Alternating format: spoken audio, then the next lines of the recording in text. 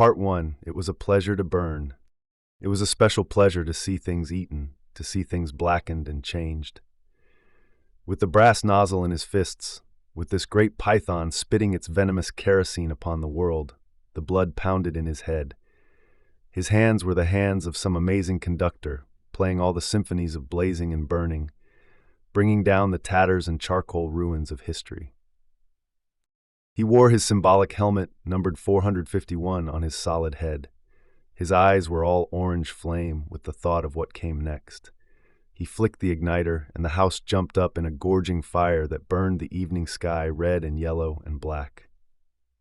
He strode in a swarm of fireflies. More than anything, he wanted to do what the old joke suggested: shove a marshmallow on a stick into the furnace. He wanted to do this while the books, like flapping pigeons, died on the porch and lawn of the house.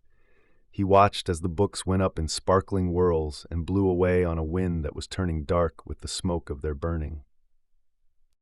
Montag grinned the fierce grin of all men who have been singed and driven back by flame. He knew that when he returned to the firehouse, he might wink at himself in the mirror, a minstrel man with a burnt-corked face. Later, as he went to sleep, he would feel that fiery smile still gripped by his face muscles, there in the dark. It never went away, that smile. As long as he could remember, it never, ever went away. He hung up his black, beetle-colored helmet and shined it. He hung his flame-proof jacket neatly. He showered, feeling the luxury of the water, and then, whistling, with his hands in his pockets, he walked across the upper floor of the fire station and fell down the hole. At the last moment, when disaster seemed certain, he pulled his hands from his pockets and broke his fall by grasping the golden pole. He slid to a squeaking halt, his heels just 1 inch from the concrete floor downstairs. He walked out of the fire station and along the midnight street toward the subway. There, the silent, air-propelled train slid soundlessly down its lubricated tube in the earth. It let him out with a great puff of warm air onto the cream-tiled escalator that rose up to the suburb. Whistling, he let the escalator carry him into the still night air. He walked toward the corner, thinking about nothing in particular. Before he reached the corner, however, he slowed down, as if a wind had sprung up from nowhere, or as if someone had called his name. For the last few nights, he had had the most uncertain feelings about this particular sidewalk, just around the corner, as he moved in the starlight toward his house. He had felt that, just a moment before he made the turn, someone had been there. The air seemed charged with a special calm, as if someone had waited there quietly, and then, just before he arrived, simply turned into a shadow and let him pass. Perhaps his nose detected a faint perfume. Perhaps the skin on the backs of his hands, on his face, felt the temperature rise in that one spot where a person standing might warm the air by 10 degrees for an instant. He couldn't understand it. Each time he made the turn, he saw only the white, unused, buckling sidewalk. One night, perhaps, he saw something vanishing swiftly across a lawn before he could focus his eyes or speak. But now, tonight, he slowed almost to a stop. His inner mind, reaching out to turn the corner for him, had heard the faintest whisper. Was it breathing, or was the air simply compressed by someone standing very quietly there, waiting? He turned the corner. The autumn leaves blew over the moonlit pavement, making it seem as if the girl who was moving there was fixed to a sliding walk, letting the wind and the leaves carry her forward. Her head was bent slightly as she watched her shoes stir the circling leaves. Her face was slender and milk-white. In it, there was a kind of gentle hunger that touched everything with tireless curiosity. It was a look of pale surprise. Her dark eyes were so fixed on the world that no movement escaped them. Her dress was white, and it whispered. He almost thought he heard the motion of her hands as she walked, and then the infinitely small sound of her face turning. When she realized she was a moment away from a man who stood waiting in the middle of the pavement. The trees overhead made a great sound, like they were letting down a dry rain of leaves. The girl stopped and looked as if she might pull back in surprise. But instead, she stood looking at Montag with eyes so dark and shining and alive that he felt he had said something quite wonderful. But he knew his mouth had only moved to say hello. And then, when she seemed hypnotized by the salamander on his arm and the phoenix disc on his chest, he spoke again. "Of course," he said. "You're a new neighbor, aren't you?" "And you must be," she said, raising her eyes from his professional symbols, the fireman. Her voice trailed off. "How oddly you say that," he remarked. I'd have known it with my eyes shut," she said slowly. He laughed. "What, the smell of kerosene? My wife always complains you never wash it off completely." "No, you don't," she said in awe. He felt as though she were walking in a circle around him, turning him end for end, shaking him quietly and emptying his pockets, all without moving a single step herself.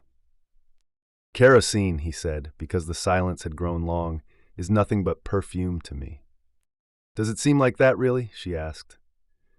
"Of course, why not?" She took a moment to think about it. "I don't know." She turned to face the sidewalk that led toward their homes. "Do you mind if I walk back with you? I'm Clarice McClellan." "Clarice, Guy Montag, come along," he said. "What are you doing out so late wandering around? How old are you?" They walked in the warm, cool, blowing night on the silvered pavement.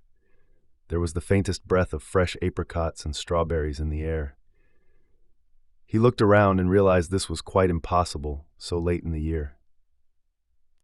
There was only the girl walking with him now, her face bright as snow in the moonlight.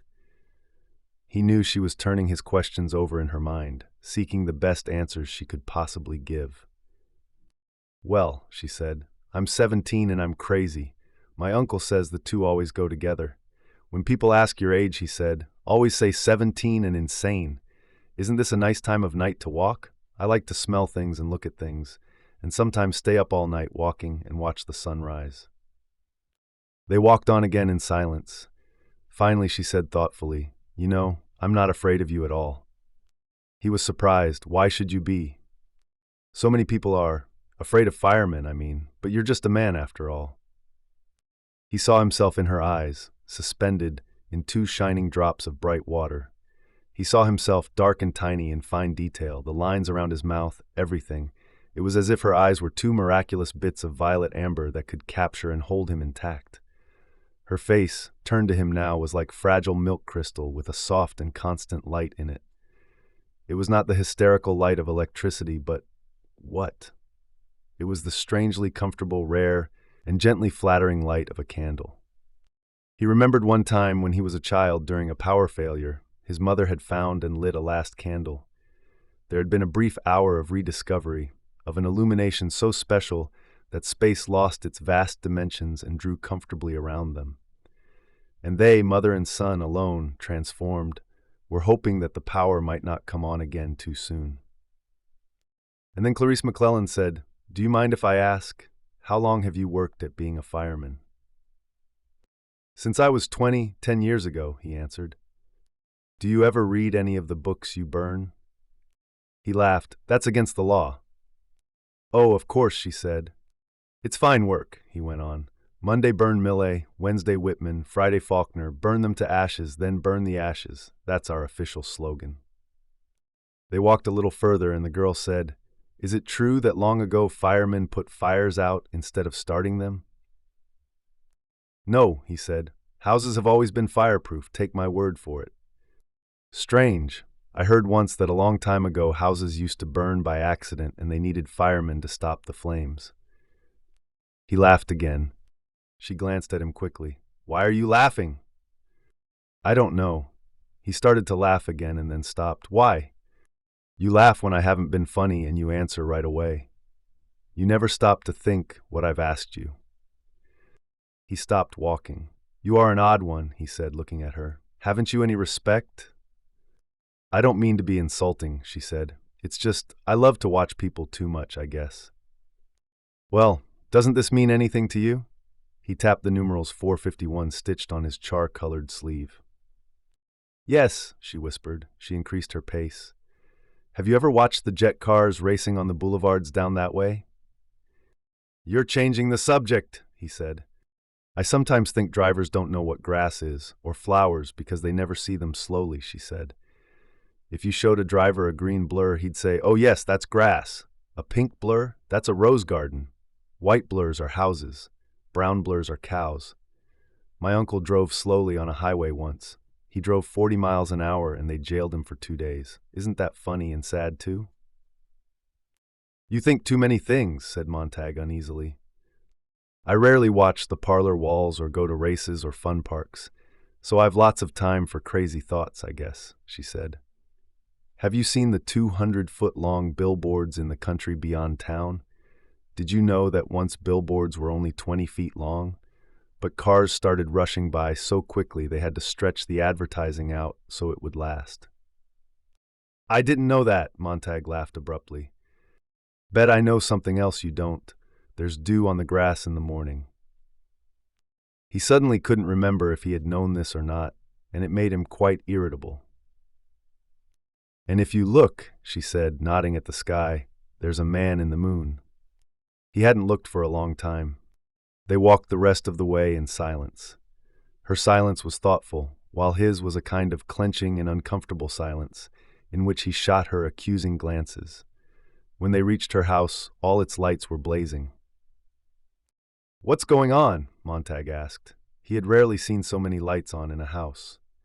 Oh, just my mother and father and uncle sitting around talking, she explained. It's like being a pedestrian, only rarer. My uncle was arrested another time, did I tell you, for being a pedestrian? Oh, we're most peculiar. But what do you talk about? He asked. She laughed at this. Good night. She started up her walk. Then she seemed to remember something and came back to look at him with wonder and curiosity. Are you happy? She said. Am I what? He cried. But she was gone, running in the moonlight, her front door shut gently. Happy of all the nonsense. He stopped laughing. He put his hand into the glove hole of his front door and let the lock recognize his touch. The front door slid open. Of course I'm happy, he thought. What does she think? I'm not? He asked this question to the quiet rooms of his house. He stood looking up at the ventilator grill in the hall and suddenly remembered that something lay hidden behind it, something that seemed to be peering down at him now. He quickly moved his eyes away. What a strange meeting on a strange night. He couldn't remember anything like it, except for one afternoon a year ago when he had met an old man in the park and they had talked. Montag shook his head. He looked at a blank wall. The girl's face was there in his memory, really quite beautiful, astonishing in fact.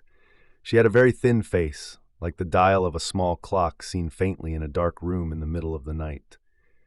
You wake up to see the time, and you see the clock telling you the hour and the minute and the second, with a white silence and a glowing certainty. It knows what it has to tell of the night passing swiftly toward further darknesses, but also moving toward a new sun. What? Montag asked that other self, the subconscious idiot that sometimes ran on babbling, quite independent of his will, habit, and conscience. He glanced back at the wall. Her face was also like a mirror. Impossible. How many people did you know who refracted your own light back to you? Most people, he thought, were more like torches. He searched for a comparison and found one in his work, blazing away until they whiffed out. How rarely did other people's faces take from you and throw back to you your own expression, your own innermost trembling thought. The girl had an incredible power of identification. She was like an eager watcher of a marionette show, anticipating each flicker of an eyelid, each gesture of his hand, each flick of a finger, the moment before it began. How long had they walked together? 3 minutes? 5? Yet that time seemed so large now. What an immense figure she was on the stage before him. What a shadow she threw on the wall with her slender body. He felt that if his eye itched, she might blink, and if the muscles of his jaw stretched imperceptibly, she would yawn long before he would. Why, he thought, now that I think of it, she almost seemed to be waiting for me there, in the street, so damned late at night. He opened the bedroom door. It was like coming into the cold marbled room of a mausoleum after the moon had set, complete darkness, not a hint of the silver world outside. The windows were tightly shut, making the chamber a tomb world where no sound from the great city could penetrate. The room was not empty. He listened. He heard a little, mosquito-delicate dancing hum in the air. the electrical murmur of a hidden wasp snug in its special pink warm nest. The music was almost loud enough for him to follow the tune. He felt his smile slide away, melt, fold over, and collapse on itself like a tallow skin, like the stuff of a fantastic candle that had been burning too long and was now blown out. Darkness. He was not happy. He was not happy. He said the words to himself. He recognized this as the true state of affairs. He wore his happiness like a mask, and the girl had run off across the lawn with that mask. There was no way to go and knock on her door and ask for it back. Without turning on the light, he imagined how this room would look. His wife, Mildred, was stretched out on the bed, uncovered and cold, like a body displayed on the lid of a tomb. Her eyes were fixed to the ceiling by invisible threads of steel, immovable, and in her ears were the little seashells, the thimble radios tamped tight. An electronic ocean of sound, of music and talk was coming in, washing onto the shore of her unsleeping mind. The room was indeed empty. Every night, the waves came in and bore her off on their great tides of sound, floating her wide-eyed toward morning. There had not been a night in the last 2 years that Mildred had not swum that sea, had not gladly gone down in it for the third time. The room was cold, but nonetheless he felt he could not breathe. He did not wish to open the curtains and the French windows, for he did not want the moon to come into the room. So, with the feeling of a man who will die in the next hour for lack of air, he felt his way toward his own open, separate, and therefore cold bed. An instant before his foot hit the object on the floor, he knew he would hit it. It was not unlike the feeling he had experienced before turning the corner and almost knocking the girl down. His foot, sending vibrations ahead, received back echoes of the small barrier across its path, even as it swung. His foot kicked. The object gave a dull clink and slid off into the darkness. He stood very straight and listened to the person on the dark bed in the completely featureless night. The breath coming out of her nostrils was so faint it stirred only the furthest fringes of life, like a small leaf, a black feather, a single fiber of hair. He still did not want outside light. He pulled out his igniter, felt the salamander etched on its silver disc, and gave it a flick. In the light of his small, handheld fire, 2 moonstones looked up at him. They were 2 pale moonstones buried in a creek of clear water, over which the life of the world ran without touching them. "Mildred!" Her face was like a snow-covered island upon which rain might fall, but it felt no rain. Over which clouds might pass their moving shadows, but she felt no shadow. There was only the singing of the thimble wasps in her tamped-shut ears, and her eyes were all glass. Her breath went in and out, softly, faintly, and she didn't care whether it came or went. The object he had sent tumbling with his foot now glinted under the edge of his own bed. It was the small crystal bottle of sleeping tablets, which earlier today had been filled with 30 capsules, and which now lay uncapped and empty in the light of the tiny flare. As he stood there, the sky over the house screamed. There was a tremendous ripping sound, as if 2 giant hands had torn 10,000 miles of black linen down the seam. Montag was cut in half. He felt his chest chopped down and split apart. The jet bombs were going over, 1, 2, 1, 2, 1, 2, 6 of them, 9 of them, 12 of them. One and one and one and another and another and another. They did all the screaming for him. He opened his own mouth and let their shriek come down and out between his bared teeth. The house shook. The flare in his hand went out. The moonstones vanished. He felt his hand plunge toward the telephone. The jets were gone. He felt his lips move, brushing the mouthpiece of the phone. "Emergency hospital," he said in a terrible whisper. He felt that the stars had been pulverized by the sound of the black jets, and that in the morning the earth would be covered in fine dust. As he stood shivering in the dark, he let his lips go on moving and moving. They had this machine. They had 2 machines, really.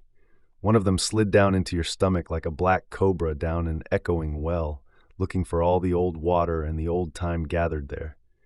It drank up the green matter that flowed to the top in a slow boil. Did it drink the darkness? Did it suck out all the poisons that had accumulated over the years? It fed in silence, with an occasional sound of inner suffocation and blind searching. It had an eye. The impersonal operator of the machine could, by wearing a special optical helmet, gaze into the soul of the person he was pumping out. What did the eye see? He did not say. He saw, but he did not see what the eye saw. The entire operation was not unlike digging a trench in one's yard. The woman on the bed was no more than a hard layer of marble they had reached. They just kept going, shoving the bore down, slushing up the emptiness, if such a thing could be brought out in the throb of the suction snake. The operator stood there smoking a cigarette. The other machine was working too. The other machine was operated by an equally impersonal fellow in non-stainable reddish-brown overalls.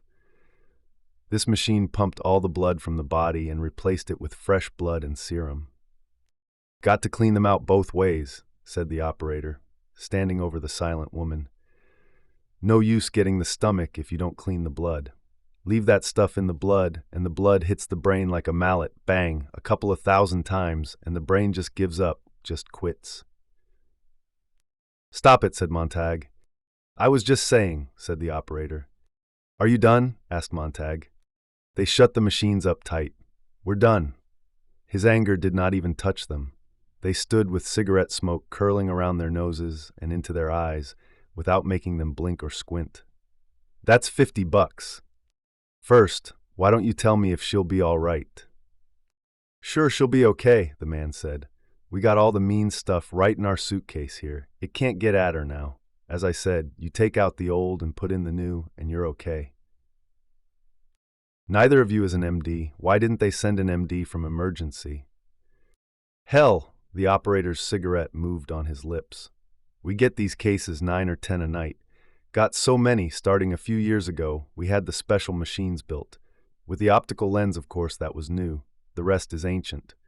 You don't need an MD for a case like this. All you need is 2 handymen to clean up the problem in half an hour. Look," he said, starting for the door. "We gotta go. Just had another call on the old ear thimble, 10 blocks from here. Someone else just jumped off the cap of a pillbox. Call if you need us again. Keep her quiet. We got a contraceptive in her. She'll wake up hungry. So long." And the men, with the cigarettes in their straight-lined mouths and the eyes of puff adders, took up their load of machine and tube, their case of liquid melancholy and the slow, dark sludge of nameless stuff, and strolled out the door. Montag sank down into a chair and looked at his wife. Her eyes were closed now, gently, and he put out his hand to feel the warmness of her breath on his palm. "Mildred," he said at last. "There are too many of us," he thought. "There are billions of us, and that's too many. Nobody knows anyone. Strangers come and violate you. Strangers come and cut your heart out. Strangers come and take your blood. Good God, who were those men? I never saw them before in my life." Half an hour passed. The bloodstream in this woman was new, and it seemed to have done a new thing to her.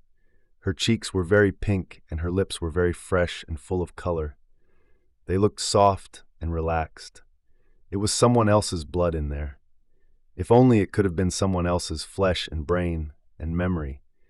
If only they could have taken her mind along to the dry cleaners and emptied the pockets and steamed and cleansed it and reblocked it and brought it back in the morning. If only. He got up and put back the curtains and opened the windows wide to let the night air in. It was 2 o'clock in the morning. Was it only an hour ago? Clarice McClellan in the street and him coming in and the dark room and his foot kicking the little crystal bottle? Only an hour, but the world had melted down and sprung up in a new and colorless form. Laughter blew across the moon-colored lawn from the house of Clarice and her father and mother and the uncle who smiled so quietly and so earnestly. Above all, their laughter was relaxed and hearty and not forced in any way. It came from the house that was so brightly lit this late at night, while all the other houses kept to themselves in darkness. Montag heard the voices talking, giving, talking, weaving and reweaving their hypnotic web. Without even thinking of it, Montag moved out through the French windows and crossed the lawn. He stood outside the talking house in the shadows, thinking he might even tap on their door and whisper, "Let me come in. I won't say anything. I just want to listen. What is it you're saying?" But instead he stood there very cold, his face a mask of ice, listening to a man's voice. Was it the uncle? Moving along at an easy pace. The voice said, "Well, after all, this is the age of the disposable tissue. Blow your nose on a person, wad them up, flush them away, reach for another, blow, wad, flush. Everyone using everyone else's coattails. How are you supposed to root for the home team when you don't even have a program or know the names? For that matter, what colored jerseys are they wearing as they trot out onto the field?" Montag moved back to his own house. He left the window wide, checked on Mildred, tucked the covers about her carefully, and then lay down. The moonlight was on his cheekbones and on the frowning ridges of his brow. It was distilled in each eye to form a silver cataract there. One drop of rain, Clarice. Another drop, Mildred. A third, the uncle. A fourth, the fire tonight. 1 Clarice, 2 Mildred. 3 uncle, 4 fire. 1 Mildred, 2 Clarice. 1 2 3 4 5 Clarice, Mildred, uncle, fire, sleeping tablets, men, disposable tissue, coattails, blow, wad, flush. Clarice, Mildred, uncle, fire, tablets, tissues, blow, wad, flush. 1 2 3 1 2 3 Rain, the storm, the uncle laughing, thunder falling downstairs, the whole world pouring down.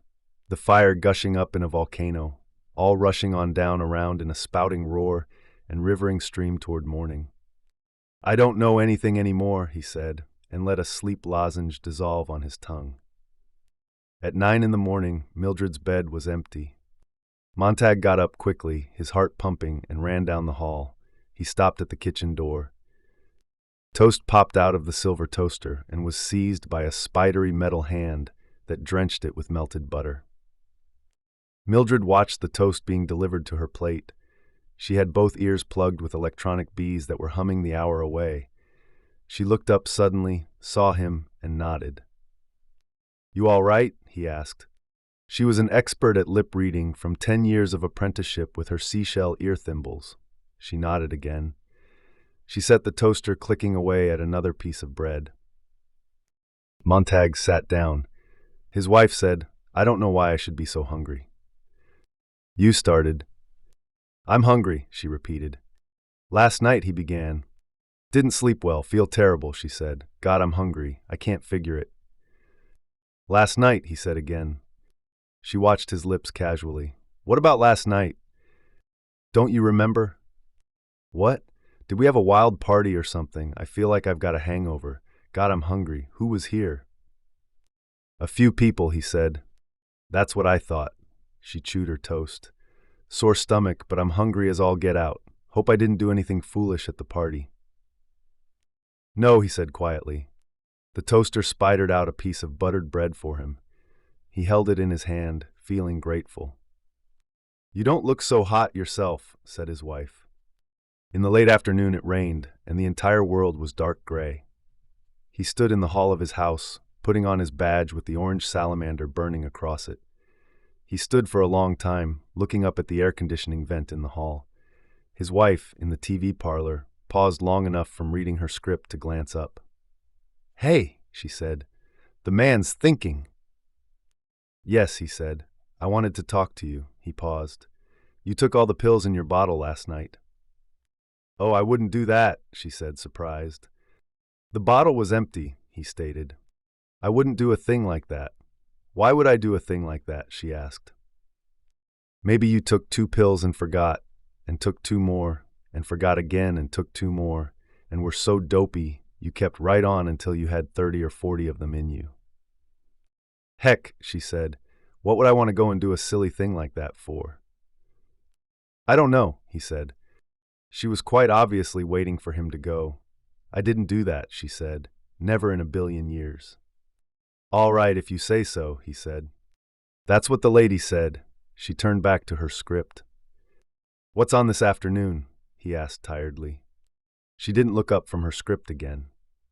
"Well, this is a play that comes on the wall-to-wall circuit in 10 minutes. They mailed me my part this morning. I sent in some box tops. They write the script with 1 part missing. It's a new idea. The homemaker, that's me, is the missing part. When it comes time for the missing lines, they all look at me out of the 3 walls and I say the lines." She demonstrated. Here, for instance, the man says, "What do you think of this whole idea, Helen?" And he looks at me sitting here center stage, see? And I say. She paused and ran her finger under a line in the script. I think that's fine. And then they go on with the play until he says, Do you agree to that, Helen? And I say, I sure do. Isn't that fun, Guy? He stood in the hall looking at her. It's sure fun, she said. What's the play about, he asked. I just told you. There are these people named Bob and Ruth and Helen. Oh, he said.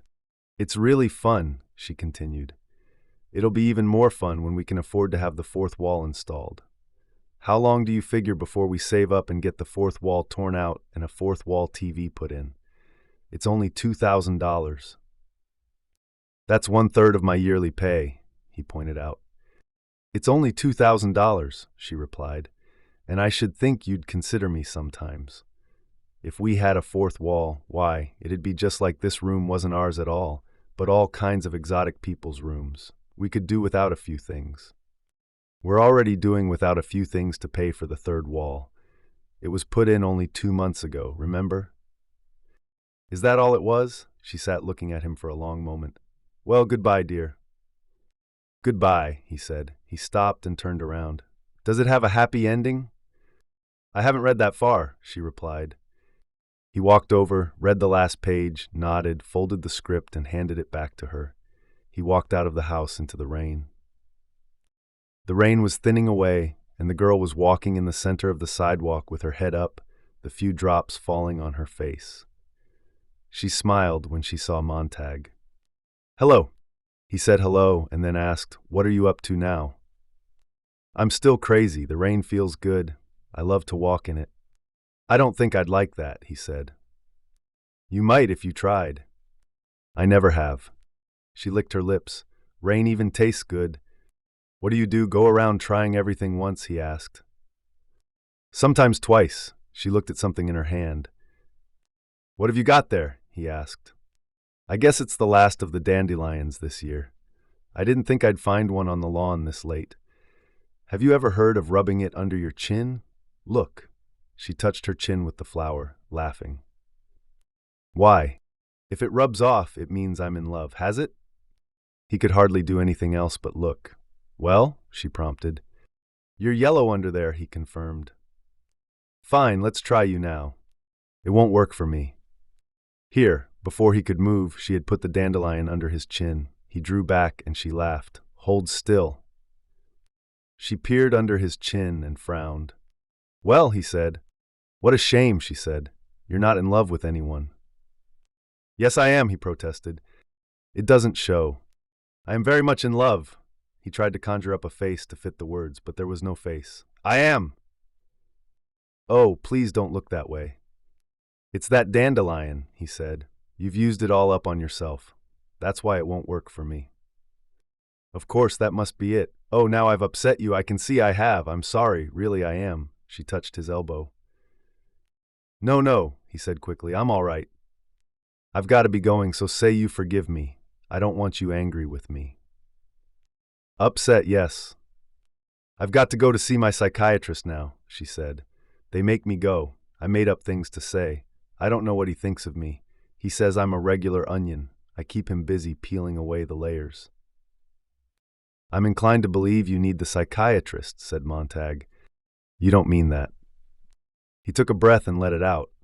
At last he said, No, I don't mean that. The psychiatrist wants to know why I go out and hike around in the forests and watch the birds and collect butterflies. I'll show you my collection someday. Good, he said. They want to know what I do with all my time. I tell them that sometimes I just sit and think, but I won't tell them what. I've got them running. And sometimes I tell them I like to put my head back like this and let the rain fall into my mouth. It tastes just like wine. Have you ever tried it? No, You have forgiven me, haven't you? Yes, he thought about it. Yes, I have. God knows why. You're peculiar, you're aggravating, yet you're easy to forgive. You say you're 17? Well, next month. How odd, how strange. My wife is 30, and yet you seem so much older at times. I can't get over it. You're peculiar yourself, Mr. Montag. Sometimes I even forget you're a fireman. Now may I make you angry again? Go ahead. How did it start? How did you get into it? How did you pick your work? And how did you happen to think to take the job you have? You're not like the others. I've seen a few, I know. When I talk, you look at me. When I said something about the moon last night, you looked at the moon. The others would never do that. The others would walk off and leave me talking, or threaten me. No one has time anymore for anyone else. You're one of the few who put up with me. That's why I think it's so strange you're a fireman. It just doesn't seem right for you somehow. He felt his body divide itself into a hotness and a coldness, a softness and a hardness, a trembling and a not trembling, the two halves grinding one upon the other. You'd better run on to your appointment, he said. And she ran off and left him standing there in the rain. Only after a long time did he move. And then, very slowly, as he walked, he tilted his head back in the rain for just a few moments and opened his mouth. The mechanical hound slept but did not sleep, lived but did not live in its gently humming, gently vibrating, softly illuminated kennel back in a dark corner of the firehouse. The dim light of 1 in the morning, the moonlight from the open sky framed through the great window, touched here and there on the brass and copper and steel of the faintly trembling beast. Light flickered on bits of ruby glass and on sensitive capillary hairs in the nylon-brushed nostrils of the creature. It quivered gently, gently, gently, its 8 spidered legs tucked under it on rubber-padded paws. Montag slid down the brass pole. He went out to look at the city, and the clouds had cleared away completely. He lit a cigarette and came back to bend down and look at the hound. It was like a great bee that had come home from some field where the honey is full of poison wildness, of insanity and nightmare. Its body was crammed with that over-rich nectar, and now it was sleeping the evil out of itself. "Hello," whispered Montag, fascinated as always with the dead beast, the living beast. At night, when things got dull, which was every night, the men slid down the brass poles. They would set the ticking combinations of the hound's olfactory system and let loose rats in the firehouse areaway. Sometimes they used chickens, and sometimes cats that would have to be drowned anyway. There would be betting to see which animal the hound would seize first. The animals were turned loose. 3 seconds later, the game was done. The rat, cat, or chicken would be caught halfway across the areaway, gripped in gentling paws while a 4-inch hollow steel needle plunged down from the hound's proboscis to inject massive jolts of morphine or procaine. The pawn was then tossed in the incinerator. A new game would begin. Montag stayed upstairs most nights when this went on. There had been a time, 2 years ago, when he had bet with the best of them. He had lost a week's salary and faced Mildred's insane anger, which showed itself in throbbing veins and blotches on her skin. But now at night, he lay in his bunk, face turned to the wall, listening to the whoops of laughter from below. He heard the piano string scurry of rat feet, the violin squeaking of mice, and the great shadowing, motion silence of the hound leaping out like a moth in the raw light, finding its victim, holding it, inserting the needle, and then going back to its kennel to die as if a switch had been turned. Montag touched the muzzle. The hound growled. Montag jumped back. The hound half rose in its kennel and looked at him. Green-blue neon light flickered in its suddenly activated eye bulbs. It growled again, a strange rasping combination of electrical sizzle, a frying sound, a scraping of metal, a turning of cogs that seemed rusty and ancient with suspicion. "No, no, boy," said Montag, his heart pounding. He saw the silver needle extend an inch into the air, pull back, extend, pull back. The growl simmered in the beast as it looked at him. Montag backed up. The hound took a step from its kennel. Montag grabbed the brass pole with one hand. The pole, reacting, slid upward and took him quietly through the ceiling. He stepped off in the half-lit deck of the upper level. He was trembling and his face was green-white. Below, the hound had sunk back down upon its 8 incredible insect legs and was humming to itself again, its multifaceted eyes at peace. Montag stood by the drop hole, letting the fears pass. Behind him, 4 men sat at a card table under a green-lidded light in the corner. They glanced at him briefly, but said nothing. Only the man with the captain's hat, the one with the sign of the phoenix on it, finally spoke, his curiosity piqued. Holding his playing cards in his thin hand, he called across the long room. Montag. It doesn't like me, said Montag. What, the hound? The captain studied his cards. Come off it. It doesn't like or dislike, it just functions. It's like a lesson in ballistics. It has a trajectory we decide for it. It follows through, it targets itself, homes itself, and cuts off. It's only copper wire, storage batteries, and electricity. Montag swallowed. Its calculators can be set to any combination. So many amino acids, so much sulfur, so much butterfat and alkaline, right? We all know that, the captain replied. All of those chemical balances and percentages on all of us here in the house are recorded in the master file downstairs, Montag continued. It would be easy for someone to set up a partial combination on the hound's memory, a touch of amino acids, perhaps. That would account for what the animal did just now. It reacted toward me. Hell, said the captain. Irritated but not completely angry, Montag explained. Just enough memory set up in it by someone so it growled when I touched it. Who would do a thing like that? Asked the captain. You haven't any enemies here, Guy. None that I know of. We'll have the hound checked by our technicians tomorrow. This isn't the first time it's threatened me, said Montag. Last month it happened twice. We'll fix it up, don't worry. But Montag did not move. He just stood there, thinking of the ventilator grill in the hall at home and what lay hidden behind it. If someone here in the firehouse knew about the ventilator, he wondered, mightn't they tell the hound? The captain came over to the drop hole and gave Montag a questioning glance. I was just figuring, said Montag. What does the hound think about down there at nights? Is it coming alive on us, really? It makes me cold. It doesn't think anything we don't want it to think, the captain said. That's sad, said Montag quietly, because all we put into it is hunting and finding and killing. What a shame if that's all it can ever know. Captain Beatty snorted gently. Hell, it's a fine bit of craftsmanship, a good rifle that can fetch its own target and guarantees the bullseye every time. That's why, said Montag, I wouldn't want to be its next victim. Why? You got a guilty conscience about something. Montag glanced up swiftly.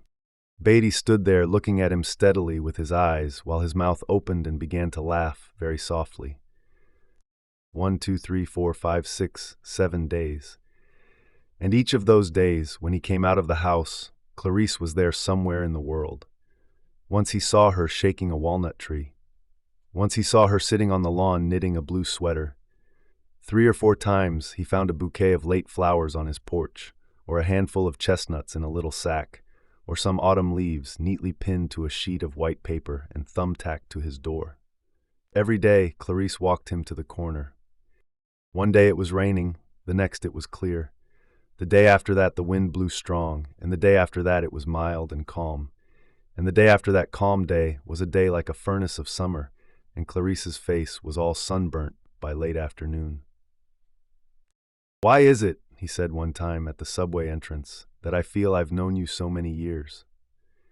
Because I like you, she said, and I don't want anything from you, and because we know each other. You make me feel very old and very much like a father. Now you explain, she said, why you haven't any daughters like me if you love children so much. I don't know. You're joking. I mean, he stopped and shook his head. Well, my wife, she just never wanted any children at all. The girl stopped smiling. I'm sorry. I really thought you were having fun at my expense. I'm a fool. No, he said. It was a good question. It's been a long time since anyone cared enough to ask. A good question. Let's talk about something else. Have you ever smelled old leaves? Don't they smell like cinnamon? Here, smell. Why, yes, it is like cinnamon in a way. She looked at him with her clear dark eyes. You always seem shocked. It's just I haven't had time. Did you look at the stretched out billboards like I told you? I think so, yes, he had to laugh. Your laugh sounds much nicer than it did. Does it? Much more relaxed. He felt at ease and comfortable. Why aren't you in school? I see you every day wandering around. Oh, they don't miss me, she said. I'm antisocial, they say. I don't mix. It's so strange. I'm very social indeed. It all depends on what you mean by social, doesn't it? Social to me means talking about things like this. She rattled some chestnuts that had fallen from the tree in the front yard. Or talking about how strange the world is. Being with people is nice, but I don't think it's social to get a bunch of people together and then not let them talk, do you? She continued. An hour of TV class, an hour of basketball or baseball or running, another hour of transcription history or painting pictures, and more sports. But do you know, we never ask questions, or at least most don't. They just run the answers at you, bing, bing, bing, and we sit there for 4 more hours of film teacher.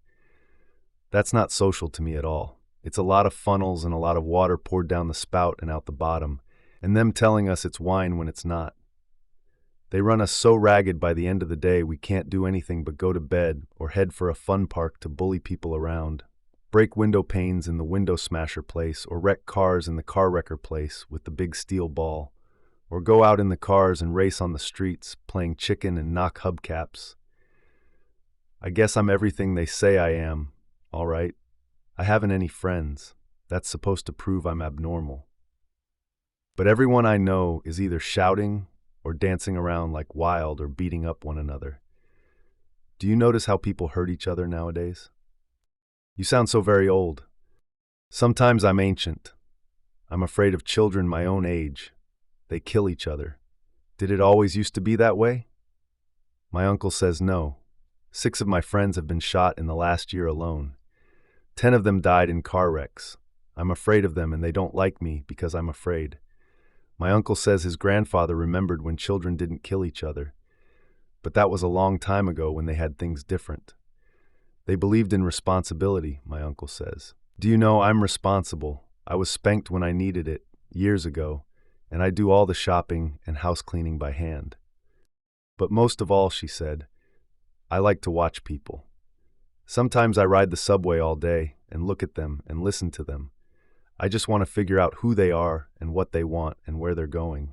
Sometimes I even go to the fun parks and ride in the jet cars when they race on the edge of town at midnight. The police don't care as long as they're insured. As long as everyone has 10,000 insurance, everyone's happy. Sometimes I sneak around and listen in subways, or I listen at soda fountains. And do you know what? What? He asked. People don't talk about anything. Oh, they must. No, not anything, she insisted. They name a lot of cars or clothes or swimming pools mostly and say how swell. But they all say the same things, and nobody says anything different from anyone else. And most of the time in the cafes they have the joke boxes on and the same jokes most of the time. Or the musical wall is lit up and all the colored patterns are running up and down, but it's only color and all abstract. And at the museums, have you ever been? All abstract. That's all there is now. My uncle says it was different once. A long time back, sometimes pictures said things or even showed people. Your uncle said, your uncle must be a remarkable man. He is, he certainly is. Well, I've got to be going. Goodbye, Mr. Montag. Goodbye. Goodbye. 1, 2, 3, 4, 5, 6, 7 days passed at the firehouse. On the 3rd day, someone called out, Montag, you shin that pole like a bird up a tree. On the 4th day, another voice said, Montag, I see you came in the back door this time. The hound bother you? No, no, he replied. On another day, someone mentioned, Montag, a funny thing. Heard tell this morning. Fireman in Seattle purposely set a mechanical hound to his own chemical complex and let it loose. What kind of suicide would you call that? 5, 6, 7 days. And then, Clarice was gone. He didn't know what was different about the afternoon, but it was the fact of not seeing her somewhere in the world. The lawn was empty. The trees were empty. The street was empty. At first, he did not even know he missed her or was looking for her. But by the time he reached the subway, vague stirrings of unease had begun in him. Something was the matter. His routine had been disturbed. It was a simple routine, true, established in just a few short days, and yet he almost turned back to make the walk again, to give her time to appear. He was certain if he tried the same route, everything would work out fine. But it was late, and the arrival of his train put a stop to his plan. The flutter of cards, the motion of hands, of eyelids, the drone of the time voice in the firehouse ceiling. 1:35. Thursday morning, November 4th, 1:36, 1:37 a.m. The tick of the playing cards on the greasy tabletop. All these sounds came to Montag behind his closed eyes, behind the barrier he had momentarily erected. He could feel the firehouse full of glitter and shine and silence, of brass colors, the colors of coins, of gold, of silver. The unseen men across the table were sighing over their cards, waiting. 1:45. The voice clock mourned out the cold hour of a cold morning of a still colder year. "What's wrong, Montag?" Montag opened his eyes. A radio hummed somewhere. "War may be declared any hour. This country stands ready to defend its." The firehouse trembled as a great flight of jet planes whistled a single note across the black morning sky. Montag blinked. Beatty was looking at him as if he were a museum statue. At any moment, Beatty might rise and walk around him, touching, exploring his guilt and self-consciousness. Guilt? What guilt was that? "Your play, Montag." Montag looked at these men whose faces were sunburnt by 1,000 real and 10,000 imaginary fires, whose work flushed their cheeks and fevered their eyes. These men who looked steadily into their platinum igniter flames as they lit their eternally burning black pipes. They and their charcoal hair and soot-colored brows and bluish ash-smeared cheeks where they had shaven close. But their heritage showed. Montag started up, his mouth opened. Had he ever seen a fireman that didn't have black hair, black brows, a fiery face, and a blue steel, shaved but unshaved look? These men were all mirror images of himself. Were all firemen picked for their looks as well as their tendencies? The color of cinders and ash about them, and the continual smell of burning from their pipes.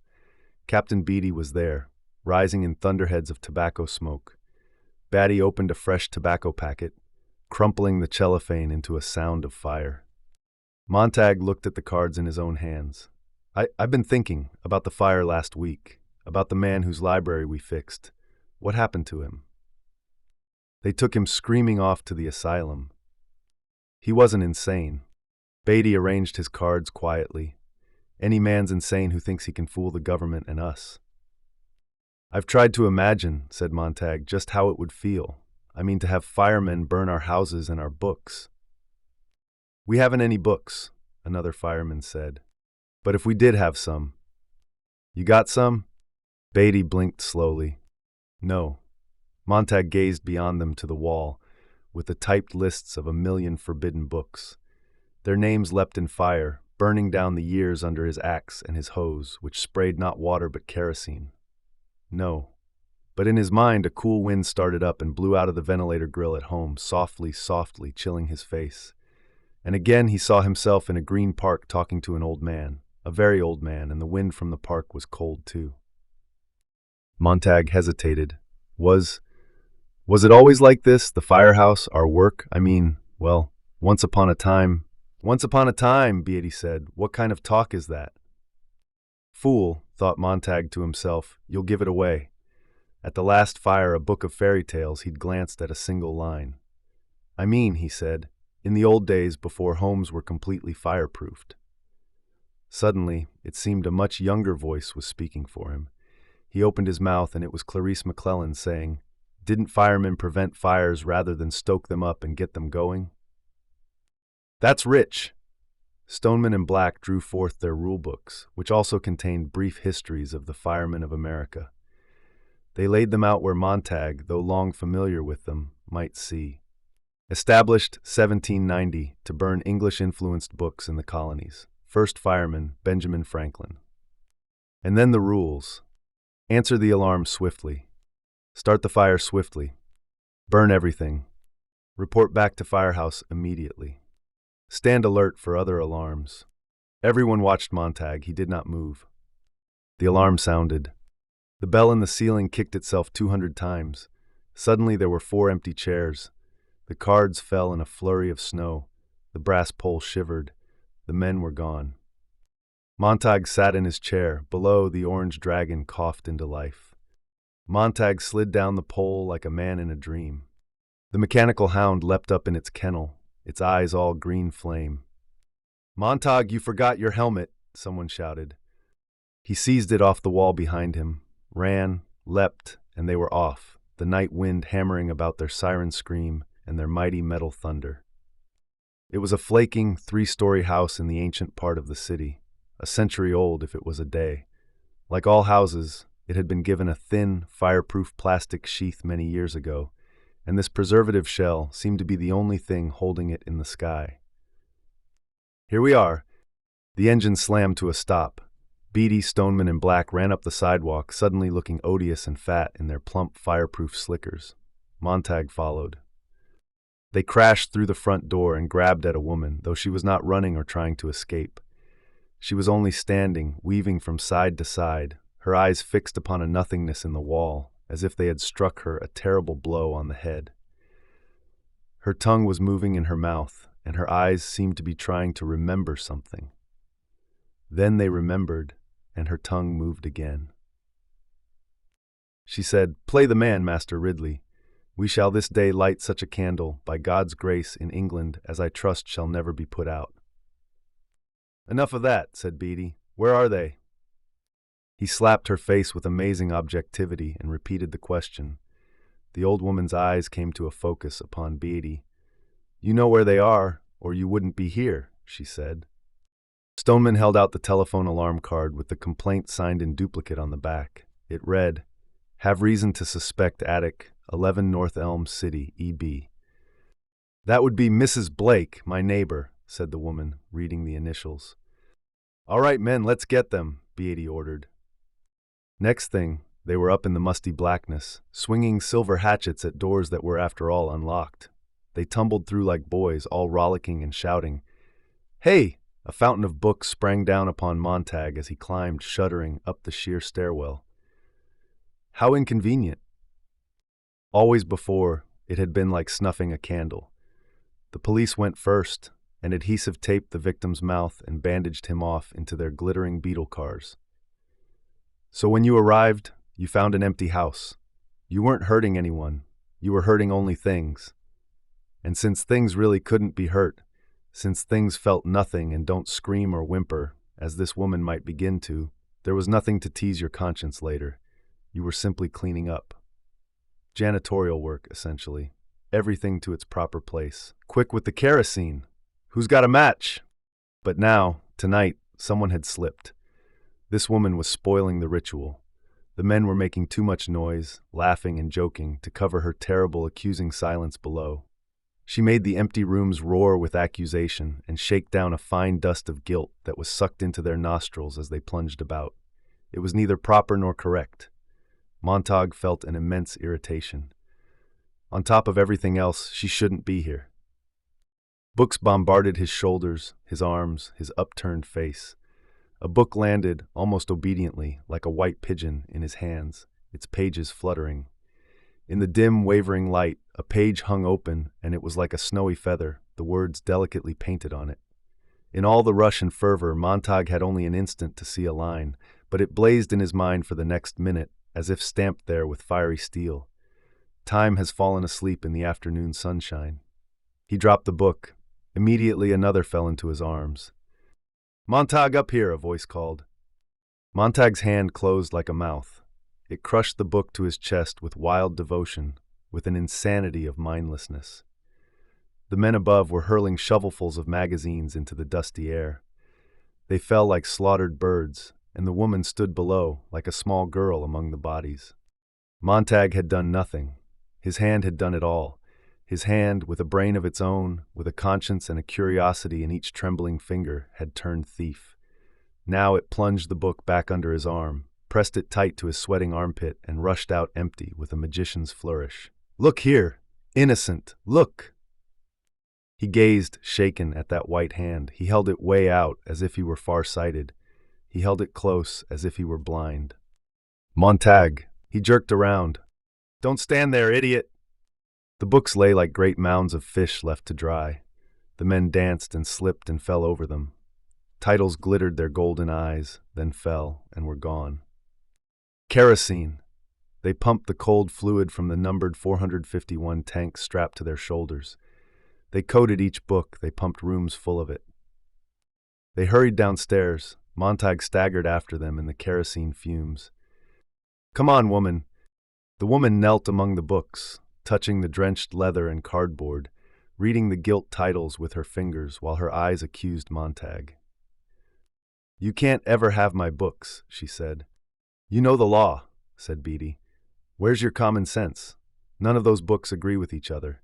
You've been locked up here for years with a regular damned Tower of Babel. Snap out of it. The people in those books never lived. Come on now." She shook her head.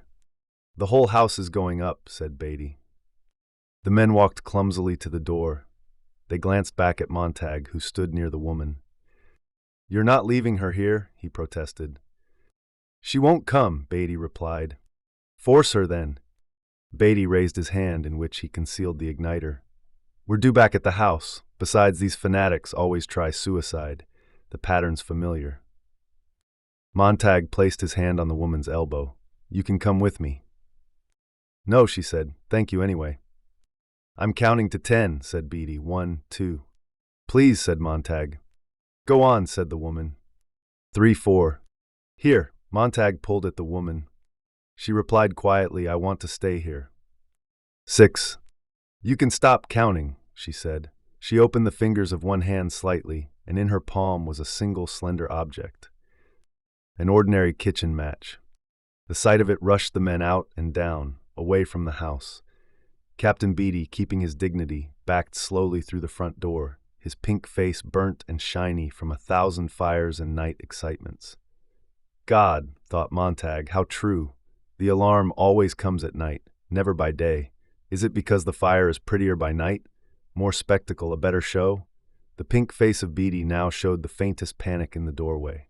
The woman's hand twitched on the single matchstick. The fumes of kerosene bloomed up about her. Montag felt the hidden book pound like a heart against his chest. "Go on," said the woman. Montag felt himself backing away out of the door after Beatty, down the steps across the lawn, where the path of kerosene lay like the track of some evil snail. On the front porch, where she had come to weigh them quietly with her eyes, her quietness a condemnation, the woman stood motionless. Beatty flicked his fingers to spark the kerosene. He was too late. Montag gasped. The woman on the porch reached out with contempt for them all and struck the kitchen match against the railing. People ran out of houses all down the street. They said nothing on their way back to the firehouse. Nobody looked at anyone else. Montag sat in the front seat with Beatty and Black. They did not even smoke their pipes. They sat there, looking out of the front of the great salamander as they turned a corner and went silently on. "Master Ridley," said Montag at last. "What?" said Beatty. "She said Master Ridley. She said some crazy thing when we came in the door. 'Play the man,' she said. 'Master Ridley, something, something, something.' We shall this day light such a candle by God's grace in England as I trust shall never be put out," said Beatty. Stoneman glanced over at the captain, as did Montag, startled. Beatty rubbed his chin. "A man named Latimer said that to a man named Nicholas Ridley as they were being burnt alive at Oxford for heresy on October 16th, 1555. Montag and Stoneman went back to looking at the street as it moved under the engine wheels. "I'm full of bits and pieces," said Beatty. "Most fire captains have to be. Sometimes I surprise myself. Watch it, Stoneman." Stoneman braked the truck. "Damn," said Beatty. "You've gone right by the corner where we turned for the firehouse." "Who is it?" his wife asked. "Who would it be?" said Montag, leaning back against the closed door in the dark. His wife said at last, "We'll put on the light." "I don't want the light." "Come to bed." He heard her roll over impatiently. The bedspring squealed. "Are you drunk?" she asked. So it was the hand that started it all. He felt one hand and then the other work his coat free and let it slump to the floor. He held his pants out over an abyss and let them fall into darkness. His hands had been infected, and soon it would be his arms. He could feel the poison working up his wrists and into his elbows and his shoulders, and then jumping over from one shoulder blade to the other like a spark leaping a gap. His hands were ravenous, and his eyes were beginning to feel hunger, as if they must look at something, anything, everything. His wife asked, "What are you doing?" He balanced in space with the book in his sweating cold fingers. A minute later she said, "Well, just don't stand there in the middle of the floor." He made a small sound. "What?" she asked. He made more soft sounds. He stumbled towards the bed and shoved the book clumsily under the cold pillow. He fell into bed and his wife cried out, startled. He lay far across the room from her, on a winter island separated by an empty sea. She talked to him for what seemed a long while. She talked about this and she talked about that, and it was only words, like the words he had heard once in a nursery at a friend's house. A 2-year-old child was building word patterns, talking jargon, making pretty sounds in the air. But Montag said nothing, and after a long while, when he only made the small sounds, he felt her move in the room and come to his bed and stand over him and put her hand down to feel his cheek. He knew that when she pulled her hand away from his face, it was wet. Late in the night, he looked over at Mildred. She was awake. There was a tiny dance of melody in the air. Her seashell was tamped in her ear again, and she was listening to far-off people in far-off places. Her eyes were wide and staring at the fathoms of blackness above her in the ceiling. Wasn't there an old joke about the wife who talked so much on the telephone that her desperate husband ran out to the nearest store and telephoned her to ask what was for dinner? Well, then, why didn't he buy himself an audio seashell broadcasting station and talk to his wife late at night? He could murmur, whisper, shout, scream, yell. But what would he whisper? What would he yell? What could he say? And suddenly she was so strange, he couldn't believe he knew her at all. He was in someone else's house, like those other jokes people told of the gentleman who comes home late at night, drunk, unlocks the wrong door, enters a wrong room, and gets into bed with a stranger. Then he gets up early and goes to work, and neither of them is the wiser. "Millie," he whispered. "What?" "I didn't mean to startle you. What I want to know is, well, when did we meet and where?" "When did we meet for what?" she asked. "I mean originally." He knew she must be frowning in the dark. He clarified it. "The first time we ever met, where was it and when?" "Why, it was at—" She stopped. "I don't know," she said. He felt cold. "Can't you remember?" "It's been so long." "Only 10 years, that's all, only 10. "Don't get excited, I'm trying to think." She laughed an odd little laugh that went up and up. "Funny, how funny not to remember where or when you met your husband or wife." He lay there, slowly massaging his eyes, his brow, and the back of his neck. He held both hands over his eyes and applied a steady pressure, as if to crush memory into place. It was suddenly more important than any other thing in his lifetime that he knew where he had met Mildred. It doesn't matter. She was up in the bathroom now, and he heard the water running and the swallowing sound she made. "No, I guess not," he said. He tried to count how many times she swallowed. He thought of the visit from the 2 zinc oxide-faced men with the cigarettes in their straight-lined mouths, and the electronic-eyed snake winding down into the layers of night and stone and stagnant spring water. He wanted to call out to her, "How many have you taken tonight? The capsules. How many will you take later and not know?" And so on, every hour. Or maybe not tonight, but tomorrow night. And me not sleeping, tonight or tomorrow night, or any night for a long while, now that this has started. And he thought of her lying on the bed with the 2 technicians standing straight over her, not bent with concern, but only standing straight, arms folded. And he remembered thinking then that if she died, he was certain he wouldn't cry. For it would be the dying of an unknown, a street face, a newspaper image. And it was suddenly so very wrong that he had begun to cry. Not at death, but at the thought of not crying at death. He saw himself as a silly, empty man near a silly, empty woman, while the hungry snake made her still more empty.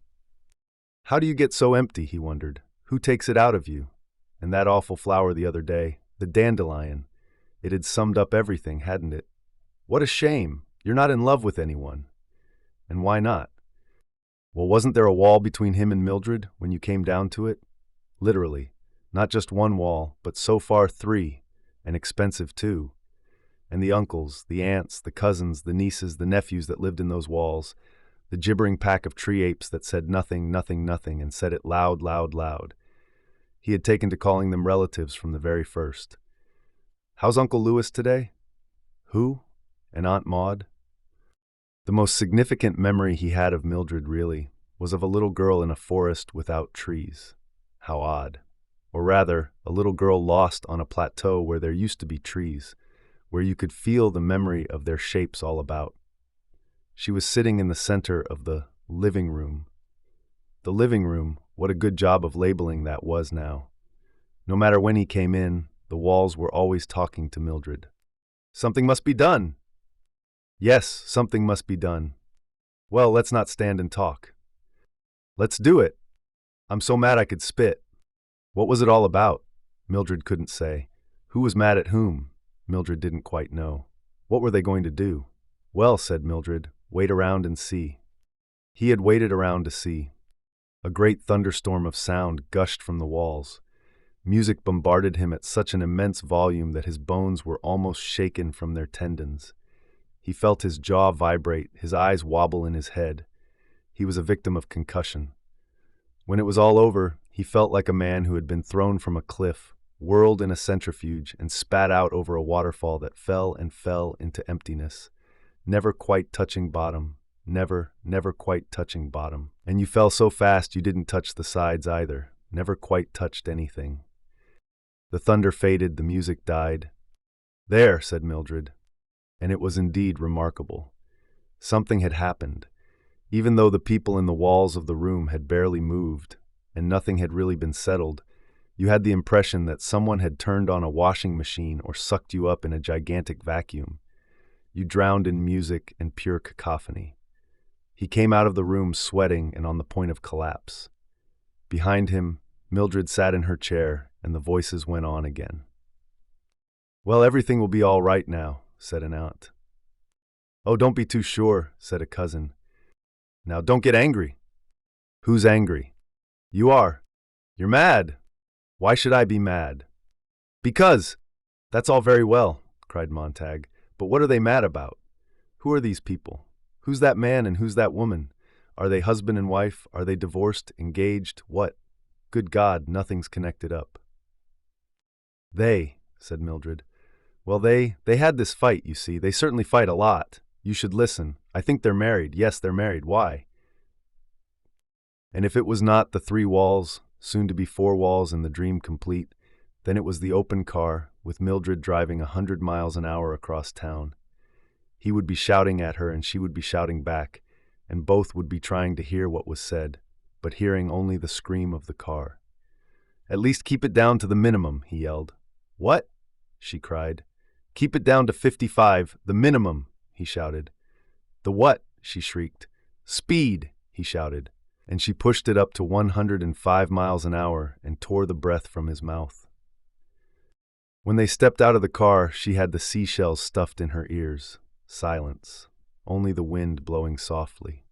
Mildred, he stirred in bed. He reached over and pulled one of the tiny musical insects out of her ear. Mildred, Mildred? Yes, her voice was faint. He felt he was one of the creatures electronically inserted between the slots of the phonocolor walls, speaking, but the speech was not piercing the crystal barrier. He could only pantomime, hoping she would turn his way and see him. They could not touch through the glass. Mildred, do you know that girl I was telling you about? What girl? She was almost asleep. The girl next door. What girl next door? You know, the high school girl, Clarice, her name is. Oh yes, said his wife.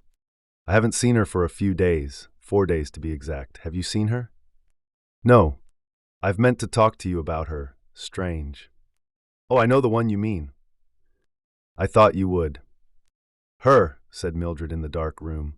What about her? Asked Montag. I meant to tell you, forgot. Tell me now, what is it? I think she's gone. Gone? Whole family moved out somewhere, but she's gone for good. I think she's dead. We couldn't be talking about the same girl. No, the same girl, McClellan, run over by a car 4 days ago, I'm not sure, but I think she's dead. The family moved out anyway. I don't know, but I think she's dead. You're not sure of it? No, not sure. Pretty sure. Why didn't you tell me sooner? Forgot. 4 days ago. I forgot all about it. 4 days ago, he said quietly, lying there. They lay there in the dark room, not moving, either of them. Good night, she said. He heard a faint rustle. Her hands moved. The electric thimble moved like a praying mantis on the pillow, touched by her hand. Now it was in her ear again, humming. He listened, and his wife was singing under her breath. Outside the house, a shadow moved. An autumn wind rose up and faded away. But there was something else in the silence that he heard. It was like a breath exhaled upon the window.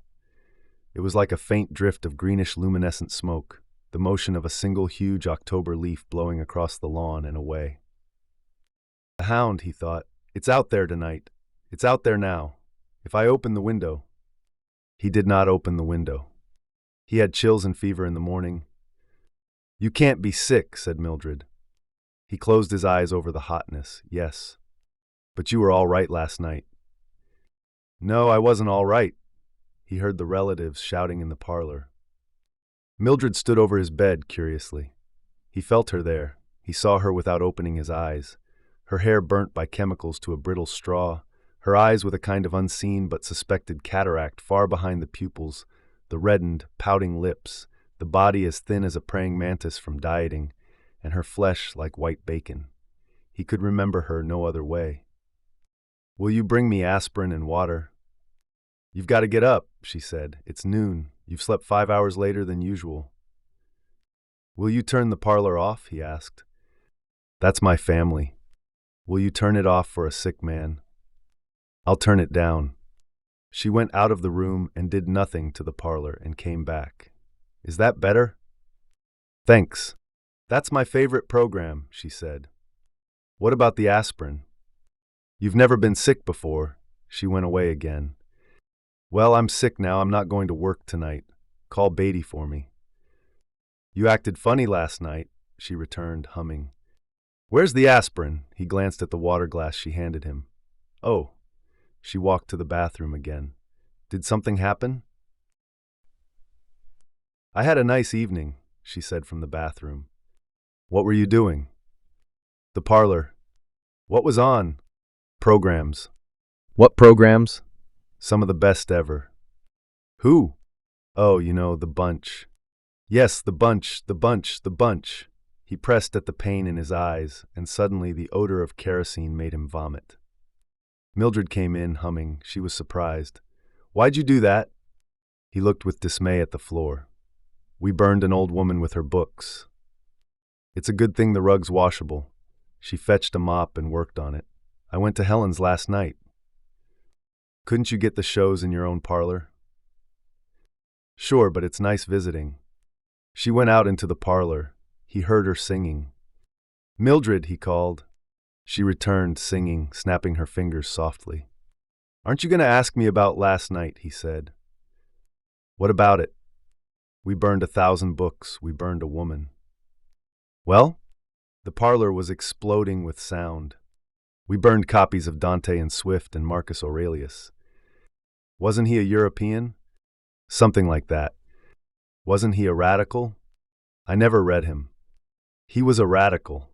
Mildred fiddled with the telephone. You don't expect me to call Captain Beatty, do you? You must!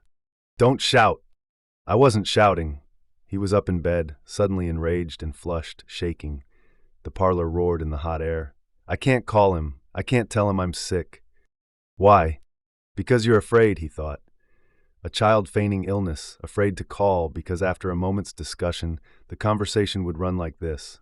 Yes, Captain, I feel better already. I'll be in at 10 o'clock tonight. You're not sick, said Mildred. Montag fell back in bed. He reached under his pillow. The hidden book was still there. Mildred, how would it be if, well, maybe I quit my job for a while? You want to give up everything? After all these years of working, because one night some woman and her books. You should have seen her, Millie. She's nothing to me. She shouldn't have had books. It was her responsibility. She should have thought of that. I hate her. She's got you going, and next thing you know, we'll be out on the street, no house, no job, nothing. You weren't there. You didn't see, he said. There must be something in books, things we can't imagine, to make a woman stay in a burning house. There must be something there. You don't stay for nothing. She was simple-minded. She was as rational as you and I, more so perhaps, and we burned her. That's water under the bridge. No, not water, fire. You ever seen a burned house? It smolders for days. Well, this fire will last me the rest of my life. God, I've been trying to put it out in my mind all night. I'm crazy with trying. You should have thought of that before becoming a fireman. Thought, he said. Was I given a choice? My grandfather and father were firemen. In my sleep, I ran after them. The parlor was playing a dance tune. This is the day you go on the early shift, said Mildred. You should have gone 2 hours ago. I just noticed. It's not just the woman that died, said Montag. Last night I thought about all the kerosene I've used in the past 10 years, and I thought about books, and for the first time I realized that a man was behind each one of the books. A man had to think them up. A man had to take a long time to put them down on paper, and I'd never even thought that before. He got out of bed. It took some man a lifetime, maybe, to put some of his thoughts down, looking around at the world and life, and then I came along in 2 minutes, and boom, it's all over. Let me alone, said Mildred. I didn't do anything. Let you alone. That's all very well, but how can I leave myself alone? We need not to be let alone. We need to be really bothered once in a while. How long is it since you were really bothered? About something important, about something real. And then he shut up, for he remembered last week and the 2 white stones staring up at the ceiling and the pump snake with the probing eye and the 2 soap-faced men with the cigarettes moving in their mouths when they talked. But that was another Mildred, one so deep inside this one, and so bothered, really bothered, that the 2 women had never met. He turned away. Mildred said, Well, now you've done it, out front of the house. Look who's here. I don't care. There's a Phoenix car just driven up and a man in a black shirt with an orange snake stitched on his arm coming up the front walk. Captain Beatty, he said. Captain Beatty. Montag did not move, but stood looking into the cold whiteness of the wall immediately before him. Go let him in, will you? Tell him I'm sick. Tell him yourself. She ran a few steps this way, a few steps that, and stopped, eyes wide, when the front door speaker called her name, softly, softly. Mrs. Montag, someone here, Mrs. Montag, someone's here. The voice faded. Montag made sure the book was well hidden behind the pillow, climbed slowly back into bed, arranged the covers over his knees and across his chest, half sitting. After a while, Mildred moved and went out of the room, and Captain Beatty strolled in, his hands in his pockets. Shut the relatives up, said Beatty, looking around at everything except Montag and his wife. This time Mildred ran. The yammering voices stopped yelling in the parlor. Captain Beatty sat down in the most comfortable chair with a peaceful look on his ruddy face. He took time to prepare and light his brass pipe and puff out a great smoke cloud. Just thought I'd come by and see how the sick man is. How'd you guess? Beatty smiled his smile, which showed the candy pinkness of his gums and the tiny candy whiteness of his teeth. I've seen it all. You were going to call for a night off. Montag sat in bed. Well, said Beatty, take the night off. He examined his eternal matchbox, the lid of which said guaranteed 1,000,000 lights in this igniter. He began to strike the chemical match abstractedly. Blow it out, strike, blow out, strike, speak a few words, blow out. He looked at the flame, he blew, he looked at the smoke. When will you be well? Tomorrow, the next day maybe, first of the week. Beatty puffed his pipe. Every fireman sooner or later hits this.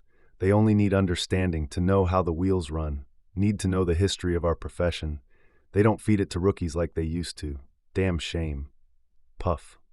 Only fire chiefs remember it now. Puff. I'll let you in on it. Mildred fidgeted.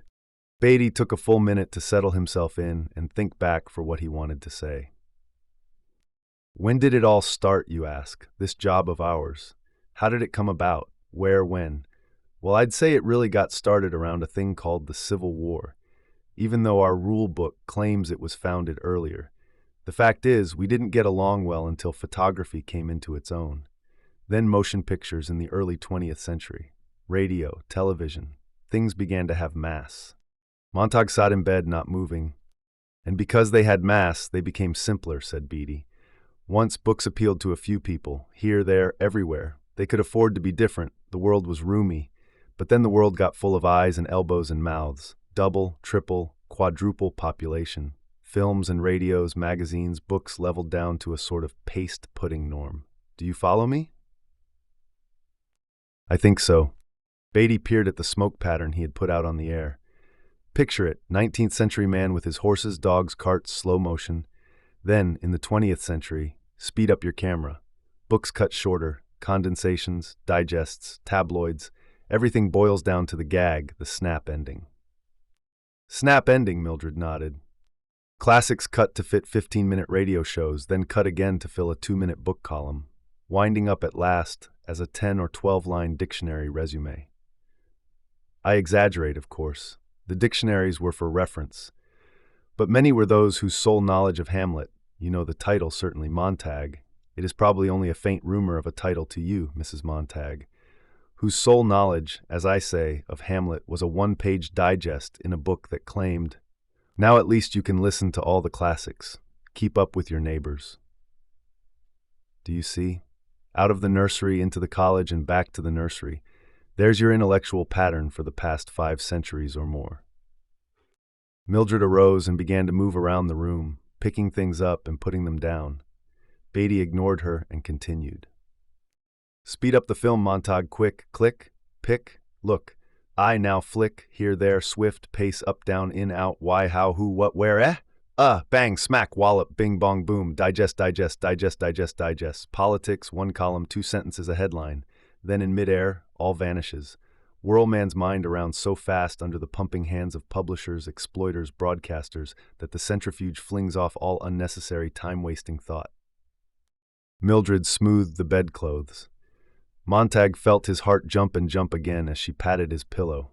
Right now, she was pulling at his shoulder to try to get him to move so she could take the pillow out and fix it nicely and put it back, and perhaps cry out and stare, or simply reach down her hand and say, "What's this?" and hold up the hidden book with touching innocence.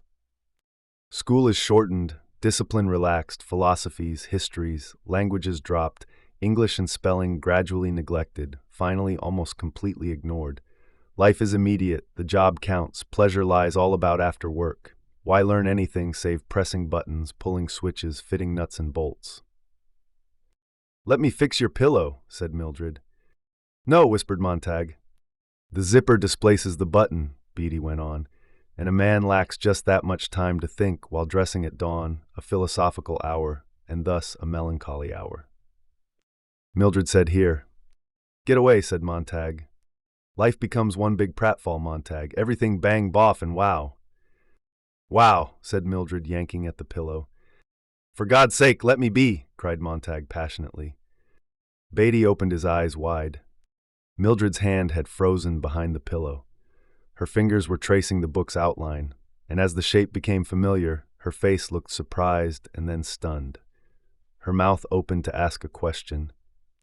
"Empty the theaters, save for clowns," Beatty said, "and furnish the rooms with glass walls and pretty colors running up and down the walls like confetti or blood or sherry or sauterne. You like baseball, don't you, Montag? Baseball's a fine game." Now Beatty was almost invisible, a voice somewhere behind a screen of smoke. "What's this?" asked Mildred, almost with delight. Montag heaved back against her arms. "What's this here?" "Sit down," Montag shouted. She jumped away, her hands empty. "We're talking." Beatty went on as if nothing had happened. "You like bowling, don't you, Montag?" "Bowling, yes. And golf? Golf is a fine game. Basketball? A fine game. Billiards, pool, football? Fine games, all of them. More sports for everyone, group spirit, fun, and you don't have to think, eh? Organize and super sports. More cartoons and books, more pictures. The mind drinks less and less. Impatience. Highways full of crowds going somewhere, nowhere. The gasoline refugee. Towns turn into motels. People in nomadic surges from place to place, following the moon tides, living tonight in the room where you slept this noon and I the night before. Mildred went out of the room and slammed the door. The parlor aunts began to laugh at the parlor uncles. Now let's take up the minorities in our civilization, shall we? Beatty continued. The bigger the population, the more minorities. Don't step on the toes of the dog lovers, the cat lovers, doctors, lawyers, merchants, chiefs, Mormons, Baptists, Unitarians, second-generation Chinese, Swedes, Italians, Germans, Texans, Brooklynites, Irishmen, people from Oregon or Mexico. The people in this book, this play, this TV serial are not meant to represent any actual painters, cartographers, or mechanics anywhere. The bigger your market, Montag, the less you handle controversy. Remember that. All the minor minorities with their navels to be kept clean. Authors full of evil thoughts, lock up your typewriters. They did. Magazines became a nice blend of vanilla tapioca. Books, so the damned snobbish critics said, were dishwater. No wonder books stopped selling, the critics said. But the public, knowing what it wanted, spinning happily, let the comic books survive. And the three-dimensional sex magazines, of course. There you have it, Montag. It didn't come from the government down. There was no dictum, no declaration, no censorship to start with, no. Technology, mass exploitation, and minority pressure carried the trick, thank God. Today, thanks to them, you can stay happy all the time. You are allowed to enjoy comics, the good old confessions, or trade journals. Yes, but what about the firemen then? Asked Montag. Ah! Beatty leaned forward in the faint mist of smoke from his pipe. What more easily explained and natural? With school turning out more runners, jumpers, racers, tinkerers, grabbers, snatchers, flyers, and swimmers instead of examiners, critics, knowers, and imaginative creators, the word intellectual, of course, became the swear word it deserved to be. You always dread the unfamiliar. Surely you remember the boy in your own school class who was exceptionally bright, did most of the reciting and answering while the others sat like so many leaden idols, hating him. And wasn't it this bright boy you selected for beatings and tortures after hours? Of course it was. We must all be alike. Not everyone born free and equal, as the Constitution says, but everyone made equal. Each man the image of every other. Then all are happy, for there are no mountains to make them cower, to judge themselves against.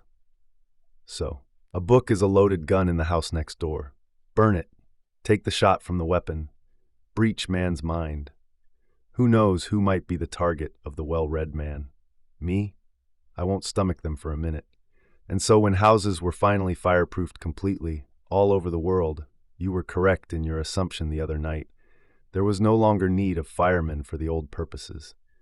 They were given the new job as custodians of our peace of mind, the focus of our understandable and rightful dread of being inferior, official censors, judges, and executors. That's you, Montag, and that's me. The door to the parlor opened, and Mildred stood there, looking in at them, looking at Beatty, and then at Montag. Behind her, the walls of the room were flooded with green and yellow and orange fireworks, sizzling and bursting to some music composed almost completely of trap drums, tom-toms, and cymbals. Her mouth moved, and she was saying something, but the sound covered it. Beatty knocked his pipe into the palm of his pink hand. He studied the ashes as if they were a symbol to be diagnosed and searched for meaning. You must understand that our civilization is so vast that we can't have our minorities upset and stirred, he said. Ask yourself, what do we want in this country above all? People want to be happy, isn't that right? Haven't you heard it all your life? I want to be happy, people say. Well, aren't they? Don't we keep them moving? Don't we give them fun? That's all we live for, isn't it? For pleasure, for titillation, and you must admit our culture provides plenty of these. Yes, Montag could lip-read what Mildred was saying in the doorway. He tried not to look at her mouth, because then Beatty might turn and read what was there, too. Colored people don't like Little Black Sambo. Burn it. White people don't feel good about Uncle Tom's Cabin. Burn it. Someone's written a book on tobacco and cancer of the lungs. The cigarette people are weeping. Burn the book. Serenity, Montag. Peace, Montag. Take your fight outside. Better yet, into the incinerator. Funerals are unhappy and pagan, eliminate them too. 5 minutes after a person is dead, he's on his way to the big flu. The incinerators serviced by helicopters all over the country. 10 minutes after death, a man's a speck of black dust. Let's not quibble over individuals with memoriams. Forget them. Burn them all. Burn everything. Fire is bright and fire is clean. The fireworks died in the parlor behind Mildred. She had stopped talking at the same time. A miraculous coincidence. Montag held his breath. There was a girl next door, he said slowly. She's gone now, I think, dead. I can't even remember her face, but she was different. How did she happen? Beatty smiled. Here or there, that's bound to occur. Clarice McClellan?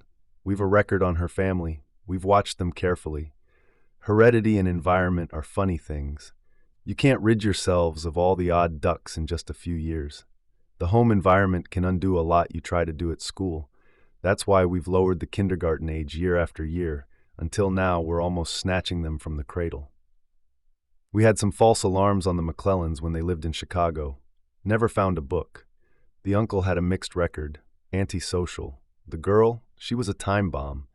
The family had been feeding her subconscious, I'm sure, from what I saw of her school record. She didn't want to know how a thing was done, but why? That can be embarrassing. You ask why to a lot of things, and you wind up very unhappy indeed if you keep at it. The poor girl's better off dead. Yes, dead. Luckily, queer ones like her don't happen often. We know how to nip most of them in the bud, early. You can't build a house without nails and wood. If you don't want a house built, hide the nails and wood. If you don't want a man unhappy politically, don't give him two sides to a question to worry him. Give him one. Better yet, give him none. Let him forget there is such a thing as war. If the government is inefficient, top-heavy, and tax-mad, it's better that it be all those things than that people worry over it. Peace, Montag. Give the people contests they win by remembering the words to more popular songs or the names of state capitals or how much corn Iowa grew last year. Cram them full of non-combustible data. Chock them so damned full of facts they feel stuffed, but absolutely brilliant with information. Then they'll feel their thinking. They'll get a sense of motion without moving, and they'll be happy. Because facts of that sort don't change. Don't give them any slippery stuff like philosophy or sociology to tie things up with. That way lies melancholy. Any man who can take a TV wall apart and put it back together again, and most men can nowadays, is happier than any man who tries to slide rule, measure, and equate the universe, which just won't be measured or equated without making man feel bestial and lonely. I know, I've tried it, to hell with it. So bring on your clubs and parties, your acrobats and magicians, your daredevils, jet cars, motorcycle helicopters, your sex and heroin, more of everything to do with automatic reflex. If the drama is bad, if the film says nothing, if the play is hollow, sting me with the theremin, loudly. I'll think I'm responding to the play when it's only a tactile reaction to vibration. But I don't care, I just like solid entertainment. Beatty got up. I must be going. Lecture's over. I hope I've clarified things. The important thing for you to remember, Montag, is we're the Happiness Boys, the Dixie Duo, you and I and the others. We stand against the small tide of those who want to make everyone unhappy with conflicting theory and thought. We have our fingers in the dike. Hold steady. Don't let the torrent of melancholy and drear philosophy drown our world. We depend on you. I don't think you realize how important you are to our happy world as it stands now. Beatty shook Montag's limp hand. Montag still sat in the bed, as if the house were collapsing about him and he could not move. Mildred had vanished from the door. One last thing, said Beatty. At least once in his career, every fireman gets an itch. What do the books say, he wonders? Oh, to scratch that itch, eh? Well, Montag, take my word for it. I've had to look into a few in my time to know what I was about, and the books say nothing. Nothing you can teach or believe. They're about non-existent people, figments of imagination if they're fiction. And if they're non-fiction, it's worse. One professor calling another an idiot, one philosopher screaming down another's gullet. All of them running about, putting out the stars and extinguishing the sun. You come away lost. Well then, what if a fireman accidentally, not really intending anything, takes a book home with him. Montag twitched. The open door looked at him with its great vacant eye. "A natural error, curiosity alone," said Beatty. "We don't get over-anxious or mad. We let the fireman keep the book for 24 hours. If he hasn't burned it by then, we simply come and burn it for him." Of course, Montag's mouth was dry. "Well, Montag, will you take another later shift today? Will we see you tonight, perhaps?" "I don't know," said Montag. "What?" Beatty looked faintly surprised. Montag shut his eyes. "I'll be in later, maybe." "We'd certainly miss you if you didn't show," said Beatty, putting his pipe in his pocket thoughtfully. "I'll never come in again," thought Montag. "Get well and keep well," said Beatty. He turned and went out through the open door.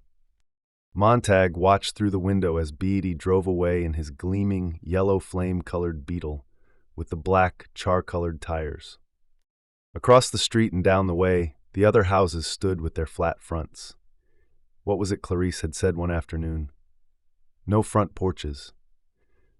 My uncle says there used to be front porches, and people sat there sometimes at night, talking when they wanted to talk, rocking, and not talking when they didn't want to talk. Sometimes they just sat there and thought about things, turned things over. My uncle says the architects got rid of the front porches because they didn't look well. But my uncle says that was merely rationalizing it. The real reason, hidden underneath, might be they didn't want people sitting like that, doing nothing, rocking, talking. That was the wrong kind of social life. People talked too much. And they had time to think. So they ran off with the porches. And the gardens, too. Not many gardens anymore to sit around in. And look at the furniture. No rocking chairs anymore. They're too comfortable. Get people up and running around, my uncle says, and my uncle, and my uncle. Her voice faded. Montag turned and looked at his wife, who sat in the middle of the parlor talking to an announcer, who in turn was talking to her. "Mrs. Montag," he was saying. "This, that, and the other." "Mrs. Montag?" Something else, and still another. The converter attachment, which had cost them $100, automatically supplied her name whenever the announcer addressed his anonymous audience, leaving a blank where the proper syllables could be filled in. A special spot wave scrambler also caused his televised image in the area immediately about his lips to mouth the vowels and consonants beautifully. He was a friend, no doubt of it, a good friend. "Mrs. Montag, now look right here." Her head turned, though she quite obviously was not listening. Montag said, "It's only a step from not going to work today to not working tomorrow, to not working at the firehouse ever again." "You are going to work tonight, though, aren't you?" said Mildred. "I haven't decided. Right now I've got an awful feeling I want to smash things and kill things." "Go take the Beetle." "No thanks. The keys to the Beetle are on the night table. I always like to drive fast when I feel that way. You get it up around 95 and you feel wonderful. Sometimes I drive all night and come back and you don't know it. It's fun out in the country. You hit rabbits, sometimes you hit dogs. Go take the Beetle." "No, I don't want to this time. I want to hold on to this funny thing. God, it's gotten big on me. I don't know what it is. I'm so damned unhappy. I'm so mad and I don't know why. I feel like I'm putting on weight. I feel fat. I feel like I've been saving up a lot of things and I don't know what. I might even start looking into books." "They'd put you in jail, wouldn't they?" She looked at him as if he were behind a glass wall. He began to put on his clothes, moving restlessly about the bedroom. "Yes, and it might be a good idea, before I hurt someone. Did you hear Beatty? Did you listen to him? He knows all the answers. He's right. Happiness is important. Fun is everything. And yet I kept sitting there saying to myself, I'm not happy. I'm not happy." "I am." Mildred's mouth beamed, and proud of it. "I'm going to do something," said Montag. "I don't even know what yet, but I'm going to do something big." "I'm tired of listening to this junk," said Mildred, turning from him to the announcer again. Montag touched the volume control in the wall, and the announcer was speechless. "Millie," he paused, "this is your house as well as mine. I feel it's only fair that I tell you something now. I should have told you before, but I wasn't even admitting it to myself. I have something I want you to see, Something I've put away and hid during the past year, now and again, once in a while. I didn't know why, but I did it and I never told you." He took hold of a straight-backed chair and moved it slowly and steadily into the hall near the front door.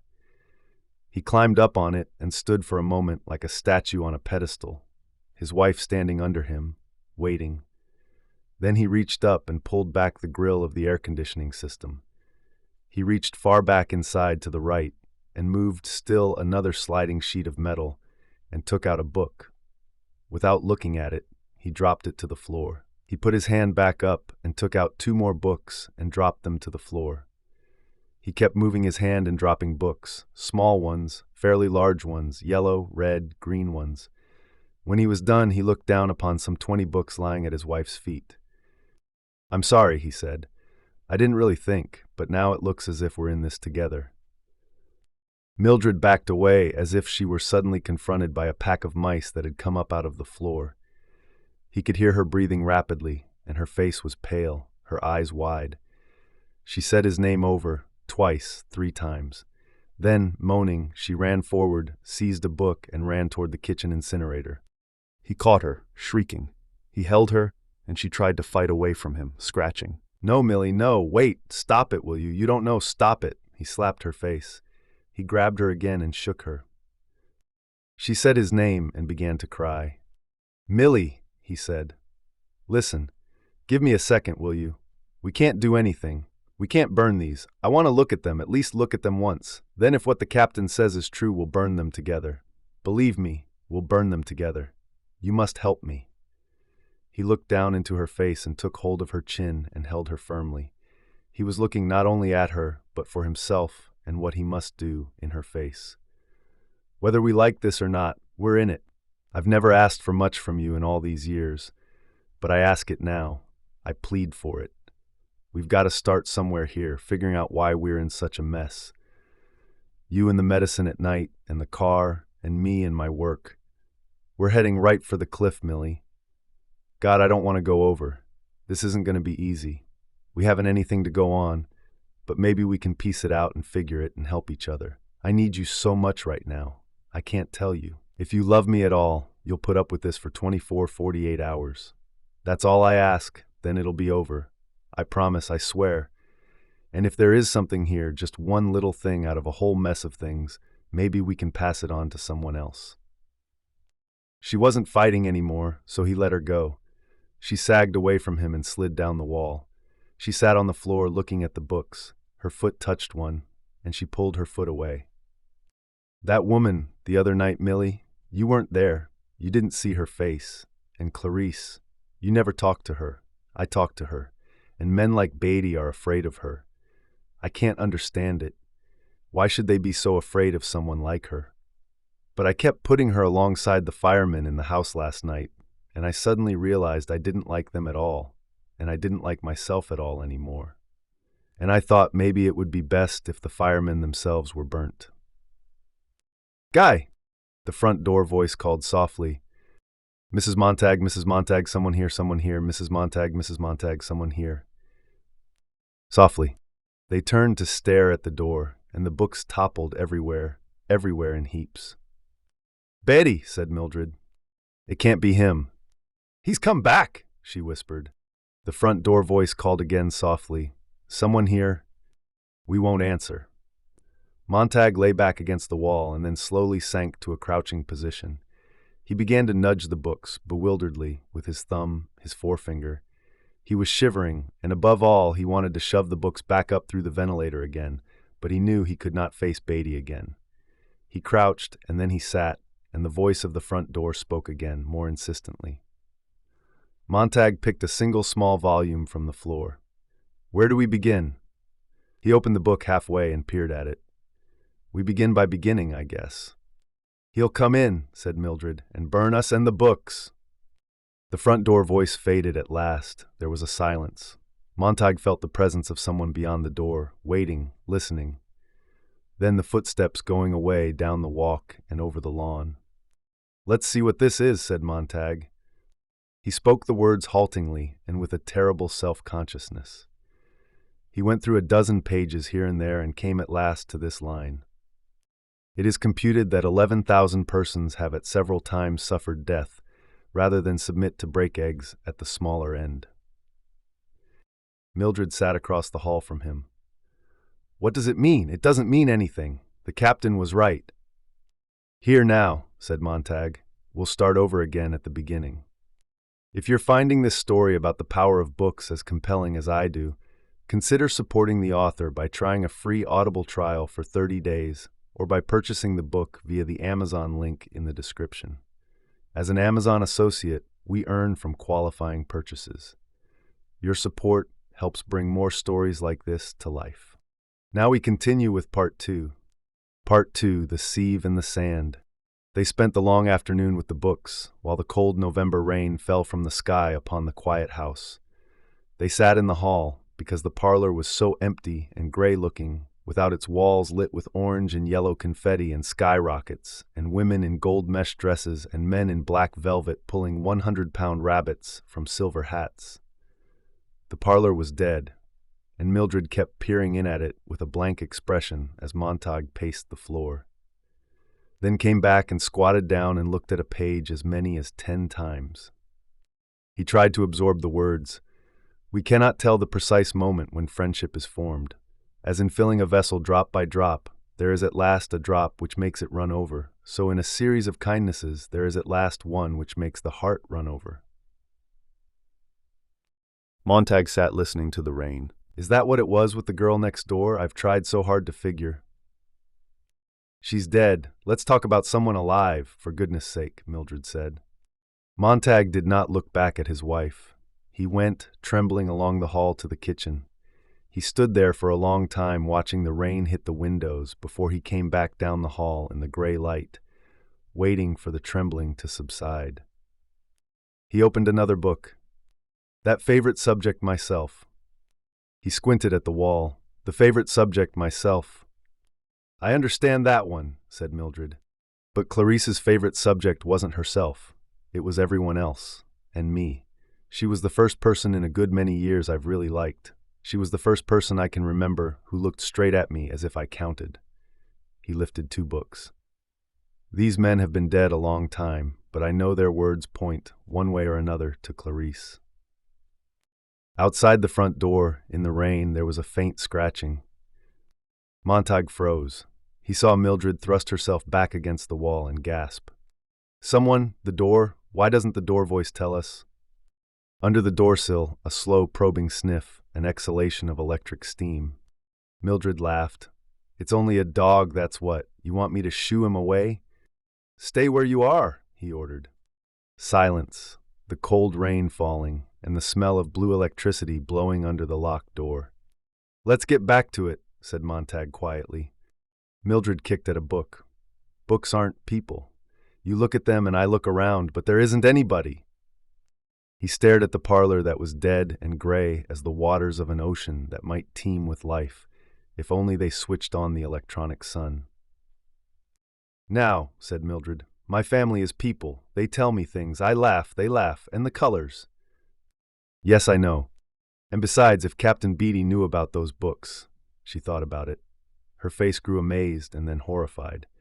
He might come and burn the house and the family. That's awful. Think of our investment. Why should I try to understand this stuff? What for? What for? Why, said Montag. I saw the damnedest snake in the world the other night. It was dead, but it was alive. It could see, but it couldn't see. You want to see that snake? It's at emergency hospital where they filed a report on all the junk the snake got out of you. Would you like to go and check their file? Maybe you'd look under Guy Montag, or maybe under fear or war. Would you like to go to that house that burnt last night? And rake ashes for the bones of the woman who set fire to her own house? What about Clarice McClellan? Where do we look for her? The morgue. Listen. The bombers crossed the sky and crossed the sky over the house, gasping, murmuring, whistling like an immense invisible fan, circling in emptiness. Jesus God, said Montag. Every hour so many damn things in the sky. How in hell did those bombers get up there every single second of our lives? Why doesn't someone want to talk about it? We've started and won 2 atomic wars since 1960. Is it because we're having so much fun at home we've forgotten the world? Is it because we're so rich and the rest of the world so poor and we just don't care if they are? I've heard rumors. The world is starving, but we're well fed. Is it true the world works hard and we play? Is that why we're hated so much? I've heard the rumors about hate too once in a long while over the years. Do you know why? I don't, that's for sure. Maybe the books can get us half out of the cave. They just might stop us from making the same damn insane mistakes. I don't hear those idiot bastards in your parlor talking about it. God, Millie, don't you see? An hour a day, 2 hours, with these books, and maybe... The telephone rang. Mildred snatched the phone. Anne, she laughed. Yes, the White Clown's on tonight. Montag walked to the kitchen and threw a book down. Montag, he said to himself, you're really stupid. Where do we go from here? Do we turn the books in? Forget it? He opened the book to look at it over Mildred's laughter. Poor Millie, he thought. Poor Montag, it's mud to you too. But where do you get help? Where do you find a teacher this late? Hold on. He shut his eyes. Yes, of course. Again, he found himself thinking of the Green Park a year ago. The thought had been with him many times recently, but now he remembered how it was that day in the city park when he had seen an old man in a black suit hide something quickly in his coat. The old man had leapt up as if to run, and Montag had said, "Wait." "I haven't done anything," cried the old man, trembling. "No one said you did." They had sat in the green, soft light without saying a word for a moment. Then Montag talked about the weather, and the old man responded in a pale voice. It was a strange, quiet meeting. The old man admitted to being a retired English professor who had been thrown out upon the world 40 years ago when the last liberal arts college shut for lack of students and patronage. His name was Faber. When he finally lost his fear of Montag, he talked in a cadenced voice, looking at the sky and the trees in the Green Park. When an hour had passed, he said something to Montag, and Montag sensed it was a rhymeless poem. Then the old man grew even more courageous and said something else, and that was a poem too. Faber held his hand over his left coat pocket and spoke these words gently, and Montag knew if he reached out he might pull a book of poetry from the man's coat. But he did not reach out. His hands stayed on his knees, numbed and useless. "I don't talk things, sir," said Faber. "I talk the meaning of things. I sit here and know I'm alive." That was all there was to it, really. An hour of monologue, a poem, a comment, and then without even acknowledging that Montag was a fireman, Faber, with a certain trembling, wrote his address on a slip of paper. "For your file," he said, "in case you decide to be angry with me." "I'm not angry," Montag said, surprised. Mildred shrieked with laughter in the hall. Montag went to his bedroom closet and flipped through his file wallet to the heading, Future Investigations. Faber's name was there. He hadn't turned it in, and he hadn't erased it. He dialed the call on a secondary phone. The phone on the far end of the line called Faber's name a dozen times before the professor answered in a faint voice. Montag identified himself and was met with a lengthy silence. "Yes, Mr. Montag?" Faber finally asked. "Professor Faber, I have a rather odd question to ask. How many copies of the Bible are left in this country?" "I don't know what you're talking about." "I want to know if there are any copies left at all. This is some sort of a trap. I can't talk to just anyone on the phone." "How many copies of Shakespeare and Plato?" "None. You know as well as I do, none." Faber hung up. Montag put down the phone. None. It was a thing he knew, of course, from the firehouse listings, but somehow he had wanted to hear it from Faber himself. In the hall, Mildred's face was suffused with excitement. "Well, the ladies are coming over." Montag showed her a book. "This is the Old and New Testament, and—" "Don't start that again," she cried. "It might be the last copy in this part of the world." "You've got to hand it back tonight, don't you know? Captain Beatty knows you've got it, doesn't he?" "I don't think he knows which book I stole. But how do I choose a substitute? Do I turn in Mr. Jefferson? Mr. Thoreau? Which is least valuable? If I pick a substitute and Beatty does know which book I stole, he'll guess we have an entire library here." Mildred's mouth twitched. "See what you're doing. You'll ruin us. Who's more important, me or that Bible?" She was beginning to shriek now, sitting there like a wax doll melting in its own heat. He could hear Beatty's voice in his mind. "Sit down, Montag. Watch, delicately like the petals of a flower. Light the first page, light the second page. Each becomes a black butterfly. Beautiful, eh? Light the third page from the second, and so on. Chain smoking, chapter by chapter, all the silly things the words mean, all the false promises, all the second-hand notions and time-worn philosophies." There sat Beatty, perspiring gently, the floor littered with swarms of black moths that had died in a single storm. Mildred stopped screaming as quickly as she started. Montag was not listening. "There's only one thing to do," he said. "Sometime before tonight, when I give the book to Beatty, I've got to have a duplicate made." "You'll be here for the White Clown tonight, and the ladies coming over?" cried Mildred. Montag stopped at the door with his back turned. "Millie?" A silence. "What?" "Millie, does the White Clown love you?" No answer. "Millie, does," he licked his lips. "Does your family love you? Love you very much? Love you with all their heart and soul, Millie?" He felt her blinking slowly at the back of his neck. "Why'd you ask a silly question like that?" He felt he wanted to cry, but nothing would happen to his eyes or his mouth. "If you see that dog outside," said Mildred, "give him a kick for me." He hesitated, listening at the door. He opened it and stepped out. The rain had stopped and the sun was setting in the clear sky. The street and the lawn and the porch were empty. He let his breath go in a great sigh. He slammed the door. He was on the subway. "I'm numb," he thought. "When did the numbness really begin in my face, in my body? The night I kicked the pill bottle in the dark, like kicking a buried mine. The numbness will go away," he thought. "It'll take time, but I'll do it, or Faber will do it for me. Someone somewhere will give me back my old face and my old hands, the way they were. Even the smile," he thought, "the old burnt-in smile, that's gone. I'm lost without it." The subway fled past him, cream-tile, jet black, cream-tile, jet black, numerals and darkness, more darkness, and the total adding itself. Once, as a child, he had sat upon a yellow dune by the sea in the middle of a blue and hot summer day, trying to fill a sieve with sand, because some cruel cousin had said, "Fill this sieve and you'll get a dime." And the faster he poured, the faster it sifted through with a hot whispering. His hands were tired, the sand was boiling, the sieve was empty. Seated there in the midst of July, without a sound, he felt the tears move down his cheeks. Now, as the vacuum underground rushed him through the dead cellars of town, jolting him, he remembered the terrible logic of that sieve. He looked down and saw that he was carrying the Bible open. There were people in the suction train, but he held the book in his hands, and the silly thought came to him. If you absorb fast and absorb all, maybe some of the sand will stay in the sieve. But he tried to understand the words, and they fell through. He thought, in a few hours, Beatty will be there, and I will be here handing this over, so no phrase must escape me. Each line must be memorized. I will myself to do it. He clenched the book in his fists. Trumpets blared. Denham's dentifrice. "Shut up," thought Montag. "Consider the lilies of the field." Denham's dentifrice. "They toil not." Denham's.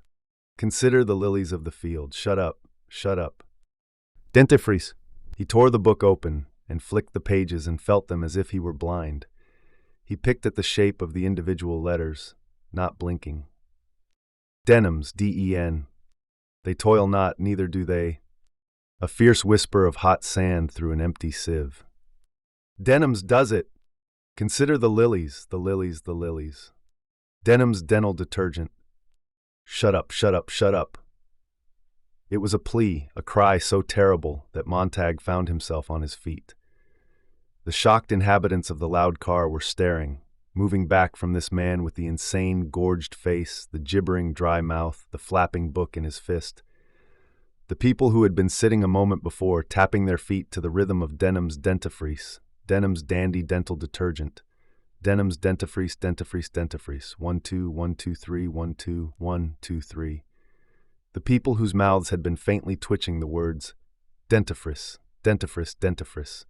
The train radio vomited upon Montag in retaliation, a great ton-load of music made of tin, copper, silver, chromium, and brass. The people were pounded into submission. They did not run. There was no place to run. The great air train fell down its shaft in the earth. Lilies of the field. Denims. Lilies, I said. The people stared. Call the guard, one said. The man's off, said another. Nullview. The train hissed to its stop. Nullview, a voice cried. Denims, came a whisper from the radio. Montag's mouth barely moved. Lilies. The train door whistled open. Montag stood. The door gasped and started to shut. Only then did he leap past the other passengers, screaming in his mind, and plunge through the slicing door just in time. He ran on the white tiles up through the tunnels, ignoring the escalators, because he wanted to feel his feet move, his arms swing, his lungs clench and unclench, to feel his throat go raw with air. A voice drifted after him. Denims, denims, denims! As the train hissed like a snake, the train vanished in its hole. Who is it? A voice asked from inside the house. Montag out here. What do you want? Let me in. I haven't done anything. I'm alone, damn it. You swear it? I swear. The front door opened slowly. Faber peered out, looking very old in the light and very fragile and very much afraid. The old man looked as if he had not been out of the house in years. He and the white plaster walls inside were much the same. There was white in the flesh of his mouth and his cheeks, and his hair was white. His eyes had faded, with white in the vague blueness there. Then his eyes touched on the book under Montag's arm, and he did not look so old anymore, and not quite as fragile. Slowly his fear went away. I'm sorry, one has to be careful. He looked at the book under Montag's arm and could not stop. So it's true. Montag stepped inside, the door shut. Sit down. Faber backed up, as if he feared the book might vanish if he took his eyes from it. Behind him, the door to a bedroom stood open, and in that room a litter of machinery and steel tools was strewn upon a desktop. Montag had only a glimpse before Faber, seeing Montag's attention diverted, turned quickly and shut the bedroom door and stood holding the knob with a trembling hand. His gaze returned unsteadily to Montag, who was now seated with the book in his lap. The book, where did you? I stole it. Faber for the first time raised his eyes and looked directly into Montag's face. You're brave. No, said Montag. My wife's dying. A friend of mine's already dead. Someone who may have been a friend was burnt less than 24 hours ago. You're the only one I knew who might help me. To see. Faber's hands itched on his knees. May I? Sorry, Montag gave him the book. It's been a long time. I'm not a religious man, but it's been a long time. Faber turned the pages, stopping here and there to look at them. It's as good as I remember. Lord, how they've changed it in our parlors these days. Christ is one of the family now. I often wonder if God recognizes his own son the way we've dressed him up, or has it dressed him down? He's a regular peppermint stick now, all sugar crystal and saccharin, when he isn't making veiled references to certain commercial products that every worshiper absolutely needs. Faber sniffed the book. Do you know that books smell like nutmeg or some spice from a foreign land? I loved to smell them when I was a boy.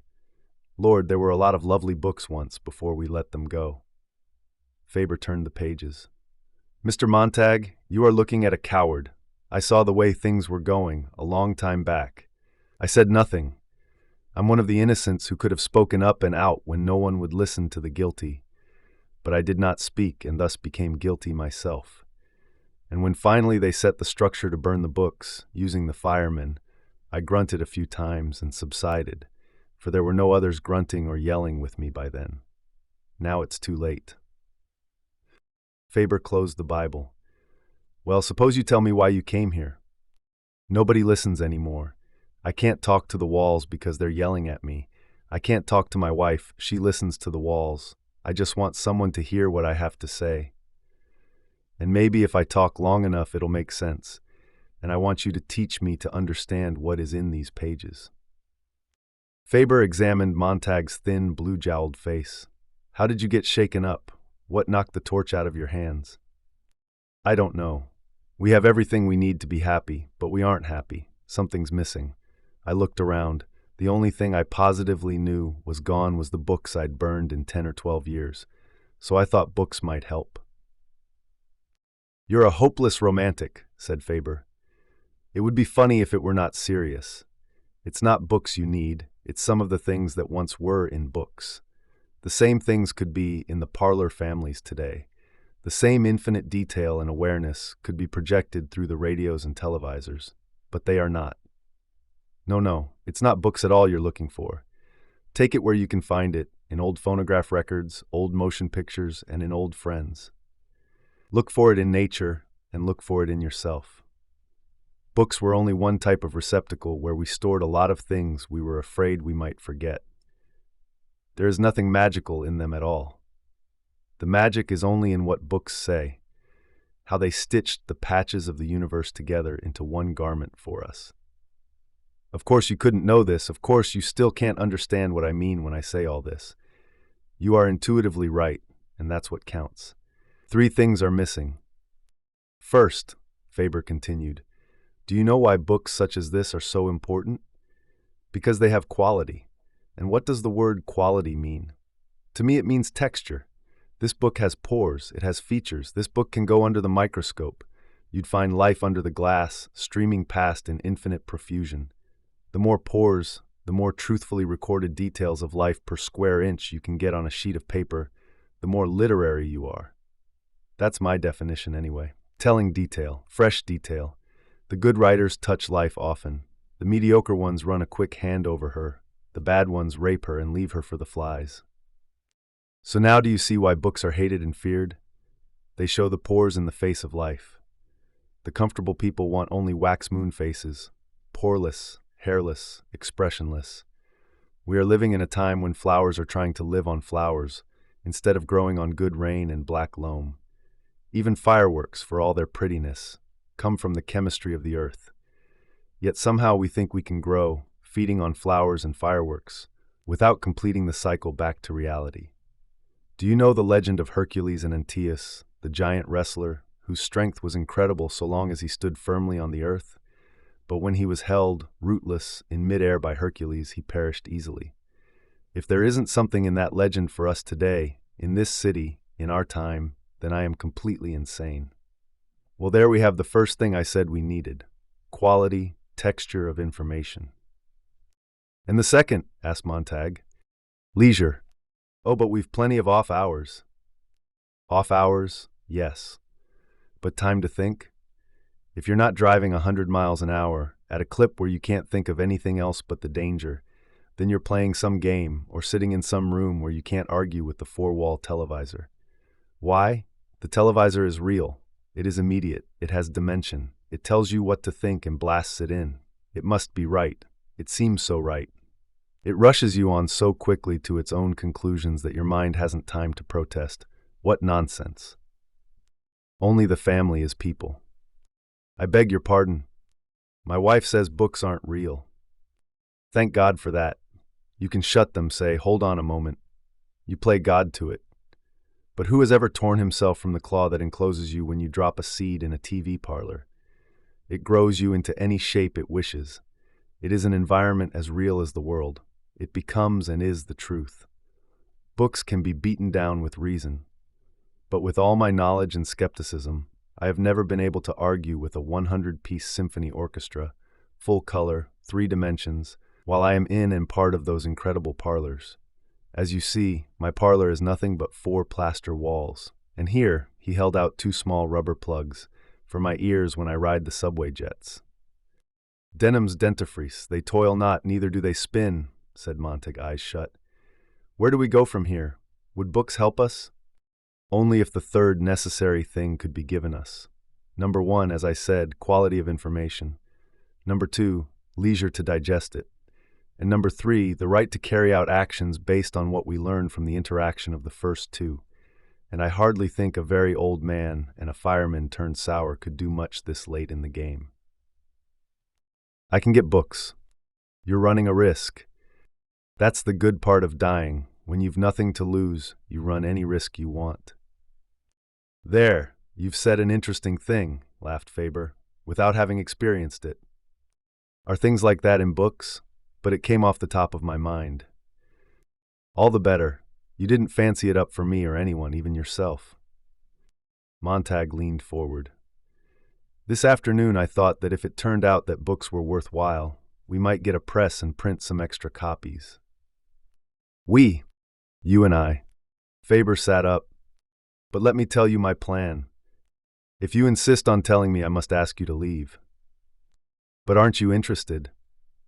Not if you start talking the sort of talk that might get me burnt for my trouble. The only way I could possibly listen to you would be if somehow the fireman's structure itself could be burnt. Now, if you suggest that we print extra books and arrange to have them hidden in firemen's houses all over the country so that seeds of suspicion would be sown among these arsonists, bravo, I'd say. Plant the books, turn in an alarm, and see the firemen's houses burn, is that what you mean? Faber raised his brows and looked at Montag as if he were seeing a new man. I was joking. If you thought it would be a plan worth trying, I'd have to take your word it would help. You can't guarantee things like that.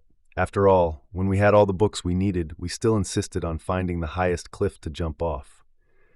But we do need a breather. We do need knowledge. And perhaps in 1,000 years we might pick smaller cliffs to jump off. The books are to remind us what asses and fools we are. They're Caesar's Praetorian Guard, whispering as the parade roars down the avenue, "Remember, Caesar, thou art mortal."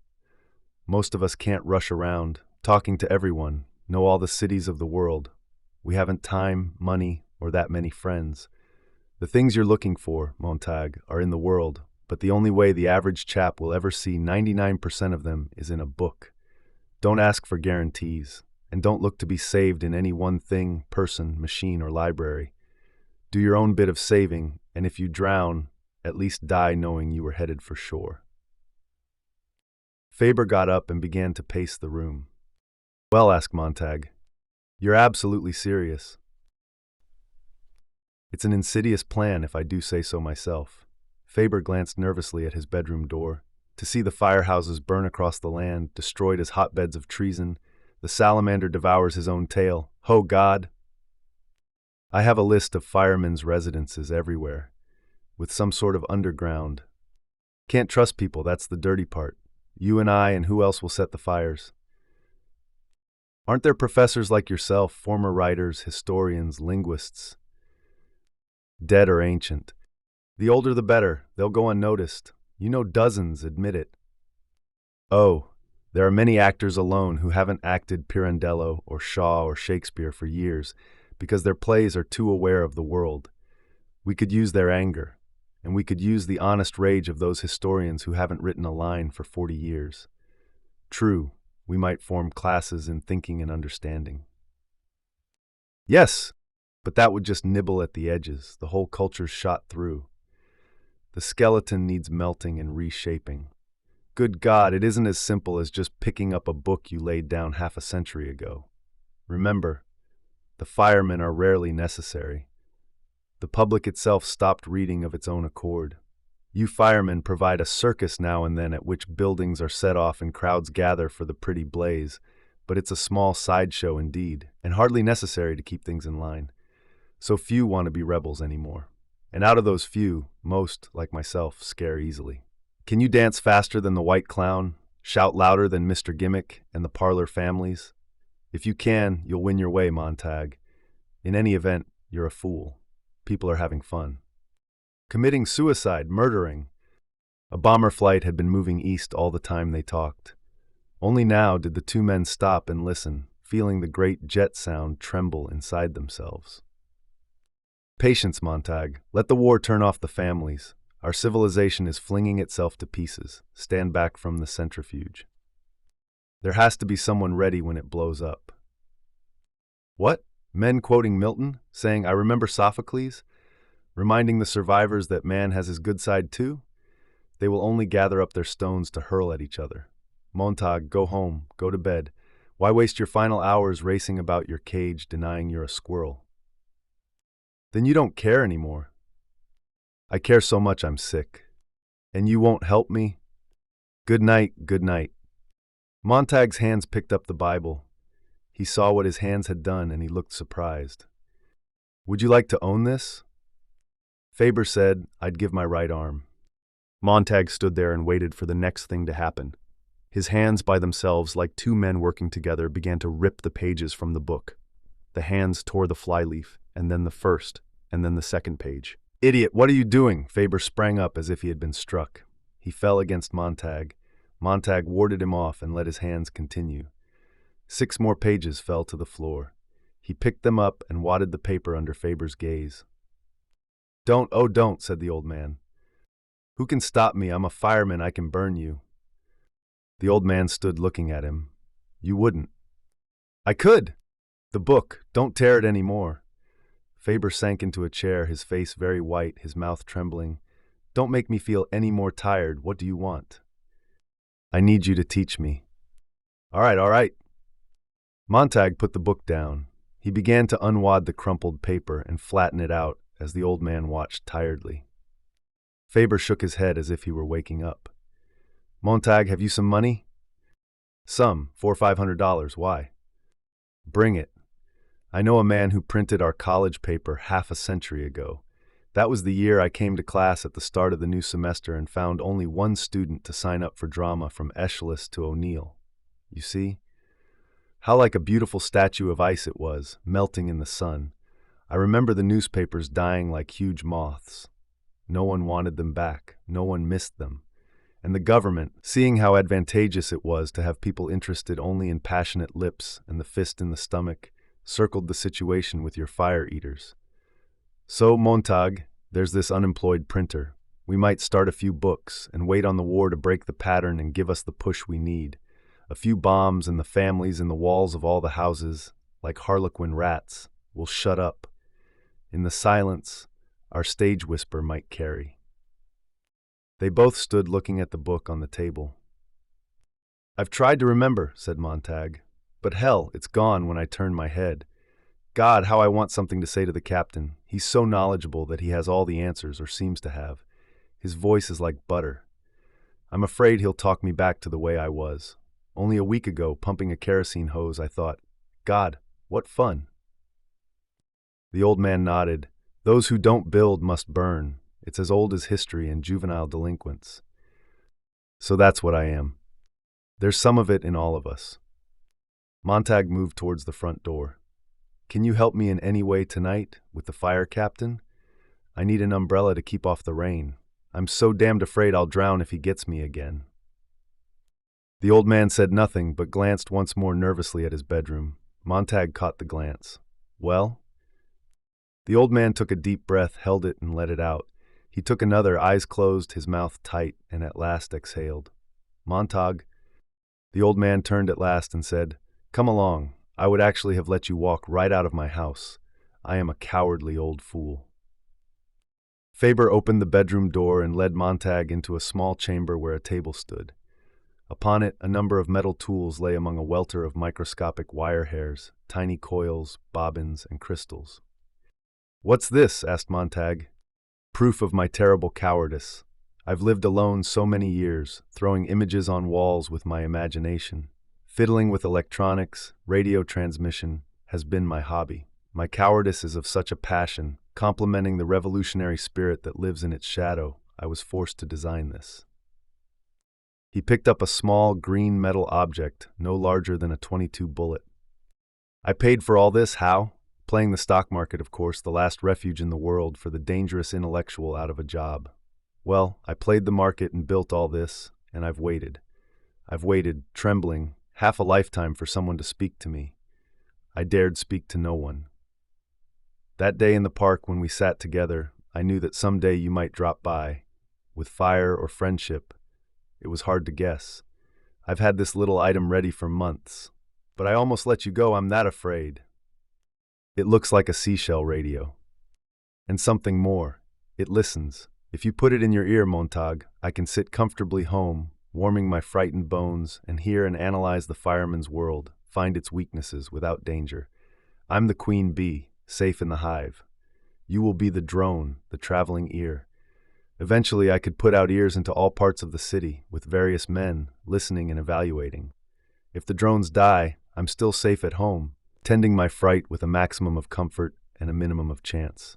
See how safe I play it, how contemptible I am?" Montag placed the green bullet in his ear. The old man inserted a similar object in his own ear and moved his lips. Montag! The voice was in Montag's head. I hear you. The old man laughed. You're coming over fine, too, Faber whispered, but the voice in Montag's head was clear. Go to the firehouse when it's time. I'll be with you. Let's listen to this Captain Beatty together. He could be one of us. God knows. I'll give you things to say. We'll give him a good show. Do you hate me for this electronic cowardice of mine? Here I am sending you out into the night while I stay behind the lines with my damned ears listening for you to get your head chopped off. We all do what we do, said Montag. He put the Bible in the old man's hands. Here, I'll chance turning in a substitute. Tomorrow. I'll see the unemployed printer. Yes, that much I can do. Good night, Professor. Not good night. I'll be with you the rest of the night, a vinegar gnat tickling your ear when you need me. But good night and good luck anyway. The door opened and shut. Montag was in the dark street again, looking at the world. You could feel the war getting ready in the sky that night. The way the clouds moved aside and came back, and the way the stars looked, a million of them swimming between the clouds like enemy discs, and the feeling that the sky might fall upon the city and turn it to chalk dust, and the moon go up in red fire, that was how the night felt. Montag walked from the subway with the money in his pocket. He had visited the bank, which was open all night and every night with robot tellers in attendance. As he walked, he was listening to the seashell radio in one ear. We have mobilized 1 million men. Quick victory is ours if the war comes. Music flooded over the voice quickly, and it was gone. 10 million men mobilized, Faber's voice whispered in his other ear. But say 1 million. It's happier. Faber? Yes? I'm not thinking. I'm just doing like I'm told. Like always. You said get the money and I got it. I didn't really think of it myself. When do I start working things out on my own? You've started already by saying what you just said. You'll have to take me on faith. I took the others on faith. Yes, and look where we're headed. You'll have to travel blind for a while. Here's my arm to hold on to. I don't want to change sides and just be told what to do. There's no reason to change if I do that. You're wise already. Montag felt his feet moving him on the sidewalk toward his house. Keep talking. Would you like me to read? I'll read so you can remember. I go to bed only 5 hours a night. Nothing to do. So if you like, I'll read you to sleep nights. They say you retain knowledge even when you're sleeping, if someone whispers it in your ear. Yes, here, far away across town in the night, the faintest whisper of a turned page, the Book of Job. The moon rose in the sky as Montag walked, his lips moving just a trifle. He was eating a light supper at 9 in the evening when the front door cried out in the hall. Mildred ran from the parlor like a native fleeing an eruption of Vesuvius. Mrs. Phelps and Mrs. Bowles came through the front door and vanished into the volcano's mouth with martinis in their hands. Montag stopped eating. They were like a monstrous crystal chandelier tinkling in 1,000 chimes. He saw their Cheshire cat smiles burning through the walls of the house, and now they were screaming at each other above the din. Montag found himself at the parlor door with his food still in his mouth. Doesn't everyone look nice? Nice? You look fine, Millie. Fine. Everyone looks swell. Swell? Montag stood watching them. Patience, whispered Faber in his ear. I shouldn't be here, whispered Montag almost to himself. I should be on my way back to you with the money. Tomorrow's time enough. Careful, Faber's voice warned. Isn't this show wonderful? Cried Mildred. Wonderful, the others replied. On one wall, a woman smiled and drank orange juice simultaneously. How does she do both at once? Thought Montag, insanely. In the other walls, an X-ray of the same woman revealed the contracting journey of the refreshing beverage on its way to her delightful stomach. Abruptly, the room took off on a rocket flight into the clouds. It plunged into a lime-green sea where blue fish ate red and yellow fish. A minute later, 3 white cartoon clowns chopped off each other's limbs to the accompaniment of immense incoming tides of laughter. 2 minutes more, and the room whipped out of town to the jet cars wildly circling an arena, bashing and backing up and bashing each other again. Montag saw a number of bodies fly in the air. "Millie, did you see that?" I saw it. Montag reached inside the parlor wall and pulled the main switch. The images drained away, as if the water had been let out from a gigantic crystal bowl of hysterical fish. The three women turned slowly and looked with unconcealed irritation and then dislike at Montag. "When do you suppose the war will start?" he said. "I notice your husbands aren't here tonight." "Oh, they come and go," said Mrs. Phelps. "In again, out again, Finnegan. The Army called Pete yesterday. He'll be back next week. The Army said so. Quick war. 48 hours, they said, and everyone home. That's what the Army said. Quick war. Pete was called yesterday and they said he'd be back next week. Quick." The three women fidgeted and looked nervously at the empty, mud-colored walls. "I'm not worried," said Mrs. Phelps. "I'll let Pete do all the worrying," she giggled. "I'll let old Pete do all the worrying. Not me. I'm not worried." "Yes," said Millie. "Let old Pete do the worrying. It's always someone else's husband who dies, they say." "I've heard that, too. I've never known any dead man killed in a war. Killed jumping off buildings, yes, like Gloria's husband last week, but from wars, no." "Not from wars," said Mrs. Phelps. "Anyway, Pete and I always said, no tears, nothing like that. It's our third marriage each, and we're independent. Be independent, we always said. He said, if I get killed off, you just go right ahead and don't cry, but get married again, and don't think of me." "That reminds me," said Mildred. "Did you see that Clara Dove 5-minute romance last night in your wall? Well, it was all about this woman who—" Montag said nothing but stood looking at the women's faces, as he had once looked at the faces of saints in a strange church he had entered when he was a child. The faces of those enameled creatures meant nothing to him, though he talked to them and stood in that church for a long time, trying to be of that religion, trying to know what that religion was, trying to get enough of the raw incense and special dust of the place into his lungs, and thus into his blood, to feel touched and concerned by the meaning of the colorful men and women with the porcelain eyes and the blood-ruby lips. But there was nothing. It was a stroll through another store, and his currency was strange and unusable there, and his passion was cold, even when he touched the wood and plaster and clay. So it was now, in his own parlor, with these women twisting in their chairs under his gaze, lighting cigarettes, blowing smoke, touching their sun-fired hair, and examining their blazing fingernails as if they had caught fire from his look. Their faces grew haunted with silence. They leaned forward at the sound of Montag swallowing his final bite of food. They listened to his feverish breathing. The three empty walls of the room were like the pale brows of sleeping giants now, empty of dreams. Montag felt that if you touched these three staring brows, you would feel a fine salt sweat on your fingertips. The perspiration gathered with the silence and the subaudible trembling around and about and in the women who were burning with tension. Any moment they might hiss a long, sputtering hiss and explode. Montag moved his lips. "Let's talk." The women jerked and stared. "How are your children, Mrs. Phelps?" he asked. "You know I haven't any. No one in his right mind, the good Lord knows, would have children," said Mrs. Phelps, not quite sure why she was angry with this man. "I wouldn't say that," said Mrs. Bowles. "I've had 2 children by cesarean section. No use going through all that agony for a baby. The world must reproduce, you know, the race must go on. Besides, they sometimes look just like you, and that's nice. 2 cesareans did the trick, yes, sir. Oh, my doctor said, cesareans aren't necessary. You've got the hips for it. Everything's normal. But I insisted." "Cesareans or not, children are ruinous. You're out of your mind," said Mrs. Phelps.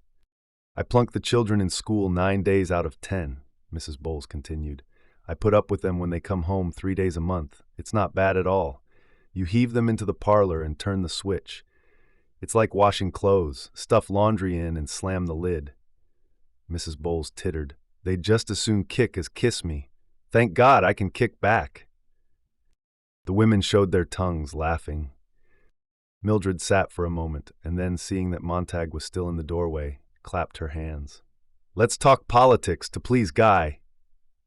"Sounds fine. said Mrs. Bowles. "I voted last election, same as everyone, and I laid it on the line for President Noble. I think he's one of the nicest-looking men who ever became president." "Oh, but the man they ran against him," Mrs. Phelps added. "He wasn't much, was he? Kind of small and homely, and he didn't shave too close or comb his hair very well. What possessed the outs to run him? You just don't go running a little short man like that against a tall man. Besides," he mumbled, "half the time I couldn't hear a word he said, and the words I did hear I didn't understand. Fat, too, and didn't dress to hide it. No wonder the landslide was for Winston Noble. Even their names helped. Compare Winston Noble to Hubert Hoag for 10 seconds and you can almost figure the results." "Damn it!" cried Montag. "What do you know about Hoag and Noble?" "Why, they were right in that parlor wall, not 6 months ago. One was always picking his nose. It drove me wild." "Well, Mr. Montag," said Mrs. Phelps, "do you want us to vote for a man like that?" Mildred beamed. "You just run away from the door, Guy, and don't make us nervous." But Montag was gone and back in a moment with a book in his hand. "Guy! Damn it all, damn it all, damn it! What have you got there? Isn't that a book? I thought that all special training these days was done by film," Mrs. Phelps said, blinking. "You reading up on fireman theory?" "Theory hell," said Montag. "It's poetry." "Montag!" a whisper came from his ear. "Leave me alone." Montag felt himself turning in a great circling roar and buzz and hum. "Montag, hold on, don't—" "Did you hear them? Did you hear these monsters talking about monsters? Oh God, the way they jabber about people and their own children and themselves, and the way they talk about their husbands, and the way they talk about war. Damn it! I stand here and I can't believe it." "I didn't say a single word about any war, I'll have you know," said Mrs. Phelps. "As for poetry, I hate it," said Mrs. Bowles. "Have you ever tried it?" he asked. "Montag," Faber's voice scraped away at him. "You'll ruin everything. Shut up, you fool." All three women were on their feet. "Sit down." They sat. "I'm going home," quavered Mrs. Bowles. "Montag, Montag, please, in the name of God, what are you up to?" pleaded Faber. "Why don't you just present one of those poems from your little book?" Mrs. Phelps said with a nod. "I think that'd be very interesting." "That's not right," wailed Mrs. Bowles. "We can't do that." "Well, look at Mr. Montag. He wants to. I know he does. And if we listen nice, Mr. Montag will be happy, and then maybe we can go on and do something else." She glanced nervously at the long emptiness of the walls enclosing them. "Montag, go through with this and I'll cut off. I'll leave." The beetle jabbed his ear. "What good is this? What'll you prove?" "Scare hell out of them, that's what. Scare the living daylights out." Mildred looked at the empty air. "Now, Guy, just who are you talking to?" A silver needle pierced his brain. "Montag, listen, only one way out. Play it as a joke, cover up, pretend you aren't mad at all. Then, walk to your wall incinerator and throw the book in." Mildred had already anticipated this in a quavery voice. "Ladies, once a year, every fireman's allowed to bring one book home, from the old days, to show his family how silly it all was, how nervous that sort of thing can make you, how crazy. Guy's surprise tonight is to share one sample to show how mixed up things were, so none of us will ever have to bother our little old heads about that junk again. Isn't that right, darling?" He crushed the book in his fists. "Say yes," Faber's voice urged. His mouth moved like Faber's. "Yes." Mildred snatched the book with a laugh. "Here, use this one. No, I take it back. Here's that real funny one you were looking at today. Ladies, you won't understand a word. It goes umpty-tumpty-ump. Go ahead, Guy, that page, dear." He looked at the open page. A fly stirred its wings softly in his ear. "Go on." "What's the title, dear?" "Dover Beach." His mouth was numb. "Now share it in a nice, clear voice, and go slow." The room was blazing hot. He was all fire. He was all coldness. They sat in the middle of an empty desert with 3 chairs, and him standing, swaying, and him waiting for Mrs. Phelps to stop straightening her dress hem and Mrs. Bowles to take her fingers away from her hair. Then he began to speak in a low, stumbling voice that grew firmer as he progressed from line to line.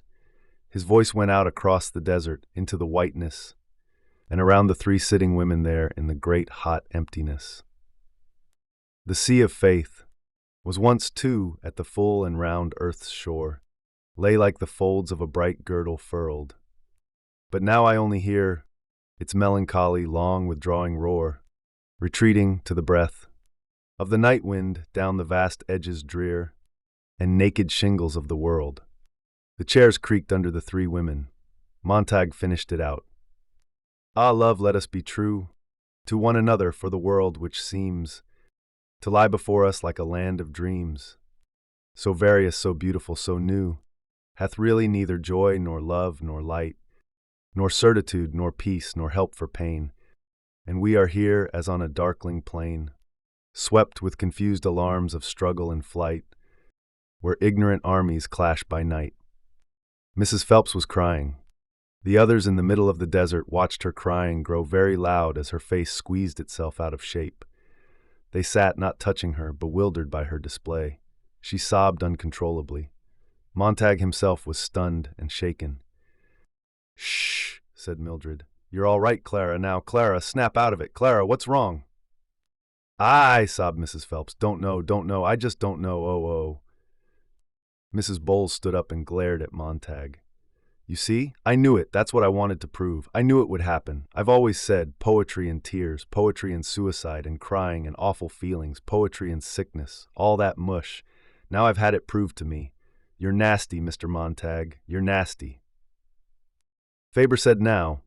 Montag felt himself turn and walk to the wall slot and drop the book in through the brass notch to the waiting flames. Silly words, silly awful hurting words," said Mrs. Bowles. "Why do people want to hurt people? Not enough hurt in the world. You've got to tease people with stuff like that." "Clara, now, Clara," begged Mildred, pulling her arm. "Come on, let's be cheery. You turn the family on now. Go ahead, let's laugh and be happy now. Stop crying, we'll have a party." "No," said Mrs. Bowles. "I'm trotting right straight home. You want to visit my house and family, well and good, but I won't come in this fireman's crazy house again in my lifetime." "Go home." Montag fixed his eyes upon her quietly. "Go home and think of your first husband divorced and your second husband killed in a jet and your third husband blowing his brains out. Go home and think of the dozen abortions you've had. Go home and think of that and your damn cesarean sections too, and your children who hate your guts. Go home and think how it all happened and what did you ever do to stop it. Go home, he yelled, before I knock you down and kick you out of the door." Doors slammed and the house was empty. Montag stood alone in the winter weather, with the parlor walls the color of dirty snow. In the bathroom, water ran. He heard Mildred shake the sleeping tablets into her hand. "Fool, Montag, fool, oh God, you silly fool," Faber's voice whispered. "Shut up!" He pulled the green bullet from his ear and jammed it into his pocket. It sizzled faintly. He searched the house and found the books where Mildred had stacked them behind the refrigerator.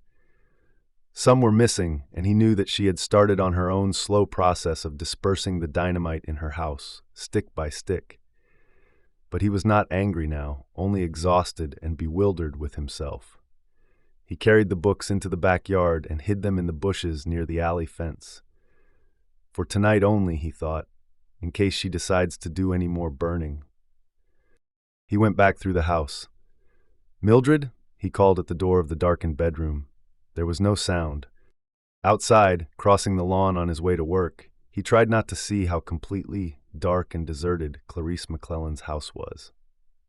On the way downtown, he was so completely alone with his terrible error that he felt the necessity for the strange warmness and goodness that came from a familiar and gentle voice speaking in the night. Already, in a few short hours, it seemed that he had known Faber a lifetime. Now he knew that he was two people. He was above all Montag, who knew nothing, who did not even know himself a fool, but only suspected it. And he knew that he was also the old man who talked to him, and talked to him as the train was sucked from one end of the night city to the other on one long, sickening gasp of motion. In the days to follow, and in the nights when there was no moon, and in the nights when there was a very bright moon shining on the earth, The old man would go on with this talking, drop by drop, stone by stone, flake by flake. His mind would well over at last, and he would not be Montag any more.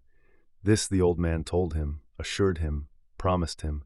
He would be Montag plus Faber, fire plus water, and then one day, after everything had mixed and simmered and worked away in silence, there would be neither fire nor water, but wine. Out of two separate and opposite things, a third. And one day he would look back upon the fool and know the fool. Even now he could feel the start of the long journey, the leave-taking, the going away from the self he had been. It was good listening to the beetle hum, the sleepy mosquito buzz, and delicate filigree murmur of the old man's voice. At first it was scolding him and then consoling him in the late hour of night as he emerged from the steaming subway toward the firehouse world. Pity, Montag, pity.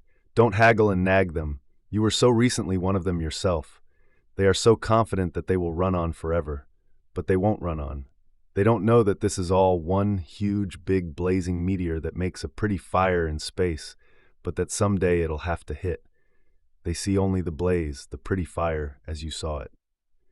Montag, old men who stay at home, afraid, tending their peanut-brittle bones, have no right to criticize. Yet you almost killed things at the start. Watch it. I'm with you, remember that. I understand how it happened. I must admit that your blind raging invigorated me. God, how young I felt. But now, I want you to feel old. I want a little of my cowardice to be distilled in you tonight. The next few hours, when you see Captain Beatty, tiptoe round him. Let me hear him for you. Let me feel the situation out. Survival is our ticket. Forget the poor, silly women. I made them unhappier than they have been in years, I think, said Montag. It shocked me to see Mrs. Phelps cry. Maybe they're right. Maybe it's best not to face things, to run, have fun. I don't know. I feel guilty. No, you mustn't. If there were no war, if there was peace in the world, I'd say fine, have fun. But, Montag, you mustn't go back to being just a fireman. All isn't well with the world. Montag perspired. Montag, you listening? My feet, said Montag. I can't move 'em. I feel so damn silly my feet won't move. Listen, easy now, said the old man gently. I know. You're afraid of making mistakes. Don't be. Mistakes can be profited by. Man, when I was young, I shoved my ignorance in people's faces. They beat me with sticks. By the time I was 40, my blunt instrument had been honed to a fine cutting point for me. If you hide your ignorance, no one will hit you, and you'll never learn. Now pick up your feet into the firehouse with you. We're twins. We're not alone anymore. We're not separated out in different parlors, with no contact between us. If you need help when Beatty pries at you, I'll be sitting right here in your eardrum making notes. Montag felt his right foot and his left foot move. Old man, he said, stay with me. The mechanical hound was gone. Its kennel was empty. The firehouse stood all about in plaster silence, and the orange salamander slept with its kerosene in its belly and the fire-throwers crossed upon its flanks. Montag came in through the silence and touched the brass pole and slid up in the dark air, looking back at the deserted kennel, his heart beating, pausing, beating. Faber was a gray moth asleep in his ear for the moment. Beatty stood near the drop hole waiting, but with his back turned as if he were not waiting. Well, he said to the men playing cards, here comes a very strange beast which in all tongues is called a fool. He put his hand to one side, palm up, for a gift. Montag put the book in it. Without even glancing at the title, Batty tossed the book into the trash basket and lit a cigarette. Who are a little wise the best fools be. Welcome back, Montag. I hope you'll be staying with us now that your fever is done and your sickness over. Sit in for a hand of poker? They sat and the cards were dealt. In Beatty's sight, Montag felt the guilt of his hands. His fingers were like ferrets that had done some evil and now never rested, always stirring and picking and hiding in pockets, moving from under Beatty's alcohol-flamed stare. If Beatty so much as breathed on them, Montag felt that his hands might wither, turn over on their sides, and never be shocked to life again. They would be buried the rest of his life in his coat sleeves, forgotten. For these were the hands that had acted on their own, no part of him. Here was where the conscience first manifested itself, to snatch books, to dart off with Job and Ruth and Willie Shakespeare. And now, in the firehouse, these hands seemed gloved with blood. Twice in half an hour, Montag had to rise from the game and go to the latrine to wash his hands. When he came back, he hid his hands under the table. Beatty laughed. "Let's have your hands in sight, Montag. Not that we don't trust you, understand, but—" They all laughed. "Well," said Beatty, "the crisis is past and all is well. The sheep returns to the fold. We're all sheep who have strayed at times. Truth is truth, to the end of reckoning," we've cried. "They are never alone that are accompanied with noble thoughts," we've shouted to ourselves. "Sweet food of sweetly uttered knowledge," Sir Philip Sidney said. But on the other hand, words are like leaves, and where they most abound, much fruit of sense beneath is rarely found. Alexander Pope. What do you think of that? I don't know. Careful, whispered Faber, living in another world far away. Or this, Beatty continued. A little learning is a dangerous thing. Drink deep or taste not the Pierian spring. Their shallow draughts intoxicate the brain, and drinking largely sobers us again. Pope, same essay. Where does that put you? Montag bit his lip. I'll tell you, said Beatty, smiling at his cards. That made you for a little while a drunkard. You absorb a few lines and off you go over the cliff. Bang, you're ready to blow up the world, chop off heads, knock down women and children, destroy authority. I know, I've been through it all. I'm all right, said Montag nervously. Stop blushing, I'm not needling, really I'm not. Do you know I had a dream an hour ago? I lay down for a catnap, and in this dream you and I, Montag, got into a furious debate on books. You towered with rage, yelled quotes at me. I calmly parried every thrust. Power, I said, and you, quoting Dr. Johnson, said, knowledge is more than equivalent to force. And I said, well, Dr. Johnson also said, dear boy, that he is no wise man that will quit a certainty for an uncertainty. Stick with the fireman, Montag. All else is dreary chaos. Don't listen, whispered Faber. He's trying to confuse you. He's slippery. Watch out. Beatty chuckled. And you said, quoting, truth will come to light. Murder will not be hid long. And I cried in good humor, O God, he speaks only of his horse, and the devil can cite scripture for his purpose. And you yelled, this age thinks better of a gilded fool than of a threadbare saint in wisdom's school. And I whispered gently, the dignity of truth is lost with much protesting. And you screamed, carcasses bleed at the sight of the murderer. And I said, patting your hand, what do I give you, trench mouth? And you shrieked, knowledge is power, and a dwarf on a giant's shoulders sees the furthest of the two. And I summed my side up with rare serenity, the folly of mistaking a metaphor for a proof, a torrent of verbiage for a spring of capital truths, and oneself as an oracle, is inborn in us, Mr. Valery once said. Montag's head whirled sickeningly. He felt beaten unmercifully on his brow, eyes, nose, lips, chin, on his shoulders, on his upflailing arms. He wanted to yell, no, shut up, you're confusing things, stop it! Beatty's graceful fingers thrust out to seize his wrist. God, what a pulse! I've got you going, have I, Montag? Jesus God, your pulse sounds like the day after the war, everything but sirens and bells. Shall I talk some more? I like your look of panic. Swahili, Indian, English lit, I speak them all. A kind of excellent dumb discourse, Willie. Montag, hold on! The moth brushed Montag's ear. He's muddying the waters. Oh, you were scared, silly, said Beatty, for I was doing a terrible thing in using the very books you clung to rebut you on every hand, on every point. What traitors books can be. You think they're backing you up, and they turn on you. Others can use them too. And there you are, lost in the middle of the moor, in a great welter of nouns and verbs and adjectives. And at the very end of my dream, along I came with the salamander and said, going my way? And you got in, and we drove back to the firehouse in beatific silence, all dwindled away to peace. Batty let Montag's wrist go, let the hand slump limply on the table. All's well that is well in the end. Silence. Montag sat like a carved white stone. The echo of the final hammer on his skull died slowly away into the black cavern where Faber waited for the echoes to subside. And then, when the startled dust had settled down about Montag's mind, Faber began softly. All right, he's had his say. You must take it in. I'll say my say too in the next few hours. And you'll take it in, and you'll try to judge them and make your decision as to which way to jump or fall. But I want it to be your decision, not mine, and not the captain's. But remember that the captain belongs to the most dangerous enemy of truth and freedom, the solid, unmoving cattle of the majority. O God, the terrible tyranny of the majority. We all have our harps to play, and it's up to you now to know with which ear you'll listen. Montag opened his mouth to answer Faber, and was saved this error in the presence of others when the station bell rang. The alarm voice in the ceiling chanted. There was a tacking sound as the alarm report telephone typed out the address across the room. Captain Beatty, his poker cards in one pink hand, walked with exaggerated slowness to the phone and ripped out the address when the report was finished. He glanced perfunctorily at it and shoved it in his pocket. He came back and sat down. The others looked at him. "It can wait exactly 40 seconds while I take all the money away from you," said Beatty happily.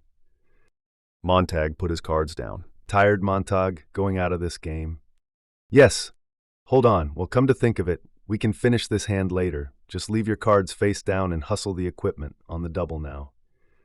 And Beatty rose up again.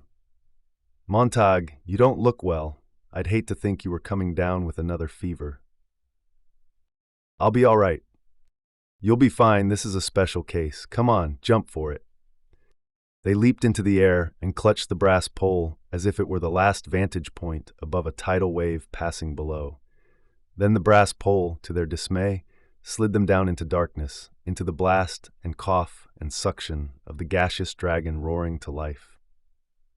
"Hey!"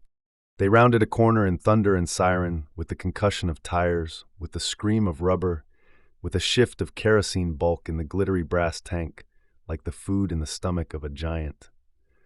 Montag's fingers jolted off the silver rail, swinging into cold space. The wind tore his hair back from his head, the wind whistling in his teeth. And all the while he was thinking of the women, the chaff women in his parlor tonight. With the kernels blown out from under them by a neon wind, and his silly damned gesture of reading a book to them. How like trying to put out fires with water pistols. How senseless and insane. One rage turned in for another. One anger displacing another. When would he stop being entirely mad and be quiet? Be very quiet indeed. "Here we go!" Montag looked up. Beatty never drove, but he was driving tonight, slamming the salamander around corners, leaning forward high on the driver's throne. His massive black slicker was flapping out behind, so that he seemed a great black bat flying above the engine, over the brass numbers, taking the full wind. "Here we go to keep the world happy, Montag." Beatty's pink, phosphorescent cheeks glimmered in the high darkness, and he was smiling furiously. "Here we are." The salamander boomed to a halt, throwing men off in slips and clumsy hops. Montag stood fixing his raw eyes to the cold, bright rail under his clenched fingers.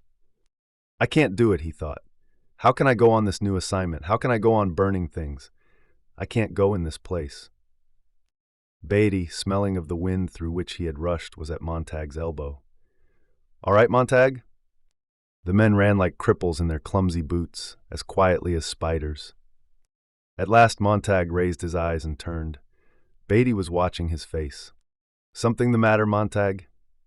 "Why," said Montag slowly, "we've stopped in front of my house."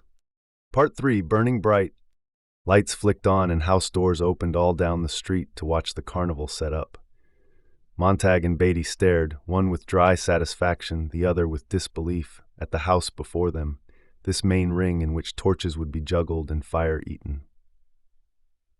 "Well," said Beatty, "now you did it. Old Montag wanted to fly near the sun, and now that he's burnt his damn wings, he wonders why. Didn't I hint enough when I sent the hound around your place?" Montag's face was entirely numb and featureless. He felt his head turn like a stone carving to the dark place next door, set in its bright borders of flowers. Beatty snorted. "Oh no, you weren't fooled by that little idiot's routine now, were you? Flowers, butterflies, leaves, sunsets. Oh hell, it's all in her file. I'll be damned, I've hit the bullseye. Look at the sick look on your face. A few grass blades in the quarters of the moon. What trash, what good did she ever do with all that?" Montag sat on the cold fender of the dragon, moving his head half an inch to the left, half an inch to the right, left, right, left, right, left. She saw everything. She didn't do anything to anyone. She just let them alone. Alone, hell. She chewed around you, didn't she? One of those damn do-gooders with their shocked, holier-than-thou silences, their one talent making others feel guilty. God damn, they rise like the midnight sun to sweat you in your bed. The front door opened. Mildred came down the steps, running, one suitcase held with a dreamlike clenching rigidity in her fist, as a beetle taxi hissed to the curb. "Mildred!" She ran past with her body stiff, her face floured with powder, her mouth gone without lipstick. "Mildred, you didn't put in the alarm." She shoved the valise in the waiting beetle, climbed in, and sat mumbling. Poor family, oh, everything gone, everything gone now. Beatty grabbed Montag's shoulder as the beetle blasted away and hit 70 miles an hour, far down the street, gone. There was a crash like the falling parts of a dream, fashioned out of warped glass, mirrors, and crystal prisms. Montag drifted about as if still another incomprehensible storm had turned him. He turned to see Stoneman and Black wielding axes, shattering window panes to provide cross-ventilation. The brush of a death's head moth against a cold black screen. "Montag, this is Faber. Do you hear me? What is happening?" "This is happening to me," said Montag. "What a dreadful surprise," said Beatty. "For everyone nowadays knows, is absolutely certain, that nothing will ever happen to me. Others die, I go on. There are no consequences and no responsibilities, except that there are. But let's not talk about them, eh? By the time the consequences catch up with you, it's too late, isn't it, Montag?" "Montag, can you get away? Run?" asked Faber. Montag walked, but did not feel his feet touch the cement and then the night grasses. Beatty flicked his igniter nearby, and the small orange flame drew his fascinated gaze. What is there about fire that's so lovely? No matter what age we are, what draws us to it? Beatty blew out the flame and lit it again. It's perpetual motion, the thing man wanted to invent but never did, or almost perpetual motion. If you let it go on, it'd burn our lifetimes out. What is fire? It's a mystery. Scientists give us gobbledygook about friction and molecules, but they don't really know. Its real beauty is that it destroys responsibility and consequences. A problem gets too burdensome, then into the furnace with it. Now, Montag, you're a burden, and fire will lift you off my shoulders, clean, quick, sure, nothing to rot later. Antibiotic, aesthetic, practical.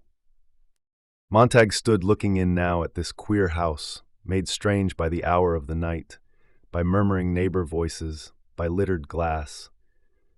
And there on the floor, their covers torn off and spilled out like swan feathers, were the incredible books that looked so silly and really not worth bothering with, for these were nothing but black type and yellowed paper and raveled binding.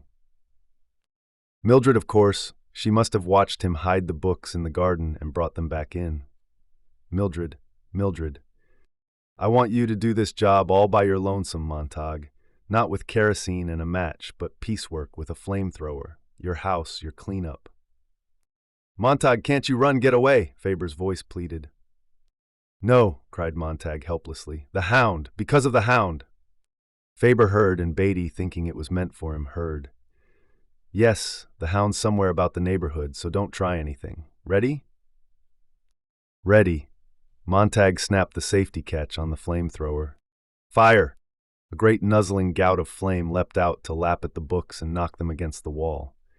He stepped into the bedroom and fired twice, and the twin beds went up in a great simmering whisper, with more heat and passion and light than he would have supposed them to contain. He burnt the bedroom walls and the cosmetics chest because he wanted to change everything. The chairs, the tables, and in the dining room, the silverware and plastic dishes.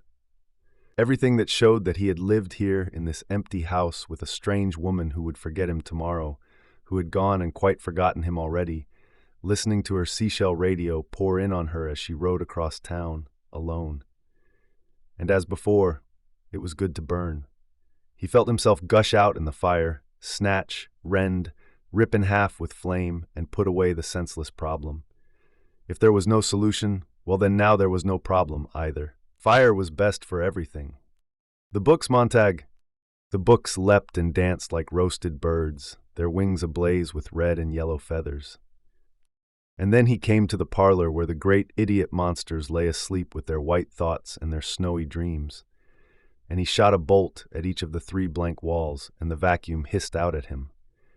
The emptiness made an even emptier whistle, a senseless scream. He tried to think about the vacuum upon which the nothingness had performed, but he could not. He held his breath so the vacuum could not get into his lungs. He cut off its terrible emptiness, drew back, and gave the entire room a gift of one huge bright yellow flower of burning.